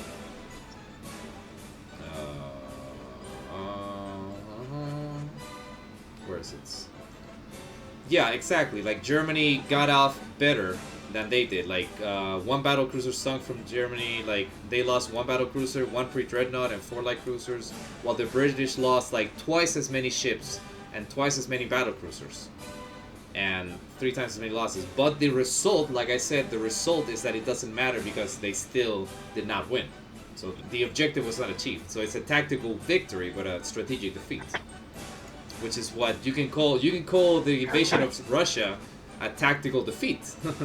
Because it was, I'm sorry, a strategic defeat. A tactical victory, like you inflicted a lot of losses, but the objective of making the Soviet Union collapse was not achieved. That's the difference. Yeah, that's true. In this case, and what's the other one? What was the other thing that I wanted to say? Fuck, I forgot what I was gonna say. Kawasaki High just muted himself. I don't know what happened with him. Lion, are you still here? Yeah. Sweet. Are you okay? That sounds like he was dying. Yeah, a little bit. I hope he's not. Yeah, I'm just a bit tired. Probably Okay. should go. I'm gonna wake you up. Wake! Wake! Yeah, Los! Schneller! Los, sa Stalina, sa Rodinu, blah, blah, blah, blah, blah, blah. We don't have permitting. Oh yeah, we don't have amphetamines to keep our fighters working. That's right. I forgot about that. Yes. Mm-hmm. And also, And- I might just leave now to, because I've got a school tomorrow. But it was great this podcast. It was great and. Hey, no problem, man. Just leave a suggestion. Thanks for having me. Leave a suggestion in the podcast so that we can talk about something in the future, and I'll see you in the future, man. Yep. Yep. Take you care too. and Alright, good night. see ya. See you soon. Bye bye. Bye. All right. So, I think that how long has this stream been going for? 2 hours and 41 minutes. Yeah. I think that's a Yep. pretty good time to just stop it here. No, it was a good one. I liked it a lot. For the first podcast, I think that Yeah, I okay. would call that a success. We had at one point we had like 10 viewers, and then it dropped to like 2, and then 5, and then 7, and then 5. It's been steady at around 5, so pretty good average. Especially for the first one ever. So what I want to do is I want to actually write it right now. I'm gonna say that the next episode 2. I'm gonna write it. Hold on, episode 2. Oh yeah, if you want, the next time you wanna do a podcast, I can join in at Sure. the start. What I want to talk I just need about. to know when it is. Yeah, no. Yeah, it's probably gonna be next Sunday too, or maybe next Saturday. I don't know exactly when. Okay. But I wanna talk about it. And again, thank you Sushi Burger for the 300 bit cheer. What I want to do is next week, and I'm gonna talk about it on the Discord, if just possible as well. But I'm thinking that episode 2 could be democracy. Like, let's just analyze democracy, communism, and Nazism, like the 3 ideologies of World War II. I think it'd be really cool if we analyzed them real deep. But for this, I'm gonna have to study because I don't remember exactly everything about it. I'm gonna have to actually double check. I actually know a little bit about that. Mm-hmm. I went through a few YouTube videos, and the main difference between the USSR communism and the National Socialism of Germany, both are pretty much socialism, but the main difference is the communist one is the one where everyone is equals except for the bourgeoisie that are supposedly a group that they don't like. Mm-hmm. And National Socialism is supposed to be on a racial regime, that they are the highest race and everyone is below. I mean, yeah, like I said, we're going to talk about it in the next one because I'm not an expert on this. I'm going to have to read on it, and I don't want to talk about something that I really haven't, studied a little bit beforehand. So... Yeah, I'm going to try, it's actually just 2 socialist countries at war with Germany and the Soviet Union. Yeah. It's quite funny. No, I know, but that's what I want to do in this case. And like I said, I want to talk about that in the future. But you have suggestions, just type them in the podcast suggestion and we'll talk about it. So that was pretty good though. I liked it. So here is what we're gonna do now. We're gonna stop here for now. It's been really fun. Okay. I had a lot of fun. I didn't even feel like it was 2 hours and 45 minutes of talking. To me, it was very seamless. And Hey, Sushi. when you're talking about something you have fun with, the time just flies. Oh yeah, of course, yeah. And I know a lot. Like I said, I've been reading about World War II literally like since I was about 8. So I know a lot of things, and a lot of stories, and a lot of everything. So, by the way, Sushi, if you ever want to join in the Discord, just like Junkin did, for sure. And thank you again for the 300-bit tier, much appreciated. So, I guess this is like the thing. I'm going to stop here for now. I'm not going to continue the stream because I'm kind of tired, too. And I also have work tomorrow, so it's been fun. So, Lion, Kawasaki, and obviously Junkin, and Lang, all of you guys, thank you so much for coming. Because it was very short notice. I told you, like, guys, you want to be? Because it was supposed to be, maybe I'll jump in. Yeah, sure, for sure, Sushi. I'm definitely going to call you guys back in the future, if you're down. I'm going to give you a message, and it's not a thing of invitation, like, whoever comes in first, like, he gets a spot. We can probably get, like, hopefully a camera working for you guys in the future. We can do that through Skype, so, yeah. Totally doable. Yeah, I'm actually working on live streaming for the last month. I think I need to get a camera first. Oh, for sure, yeah. A camera really helps. Well, I like to be able to see the person that I'm watching. Don't worry, Mita. Yeah, I know about that, sorry. but the situation in my country is kind of where everything on lockdown, most of the shops are closed, and getting a camera on short notice is kind of hard. problematic right now. Yeah. I bought this mouse, for example, like in 1 week when there was no quarantine, before the quarantine got enforced again, and I bought like 2 mouses just to have a backup one just in case, because of that shit that happened. Yeah. So that happened to me. It lets me join in now because it's open chat and you're not locked out. Yeah, I know. You can join it in if you want to, and later on I can lock it down to prevent people, but it's okay. We're doing like an open thing. Anyway, we'll stop here for now. It's been a pleasure. And like I said, I'll see when we can do it. We'll talk about it on Discord. Maybe it's Saturday or like when people are more available. Because I know Sunday's kind of like a big problem because, you have work and school tomorrow. I have work and school tomorrow at 7 a.m. tomorrow. I'm actually...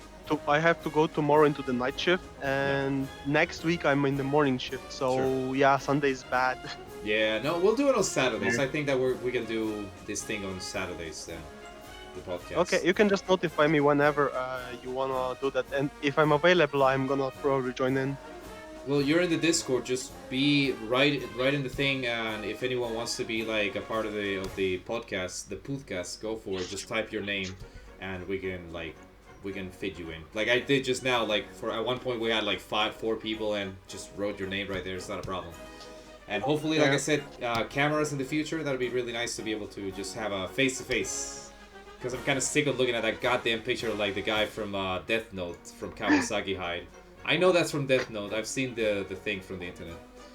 Darth Vader, I don't have a problem with. Darth Vader, I like. I can watch Darth Vader for hours. And of course, I can do this. I can lick this guy's mouth. All I want. So it's all good. Okay. Alright, so we'll stop here for now, and it's been a pleasure. Thank you for the people that were here. If you want to drop a follow, you know what to do. And thank you for the 300-bit cheer from Sushi Burger, much appreciated. And I'll see you guys. Next week when I'm working. Okay. Thank you. Thank you. See you, Kawasaki. Okay. See you. Thanks to everyone, and we'll see you guys. And remember to drop in suggestions for the podcast on the tab on the Discord. Take care. Okay, see you. See you guys. Take care. Bye bye. Okay, bye. Bye bye. Bye.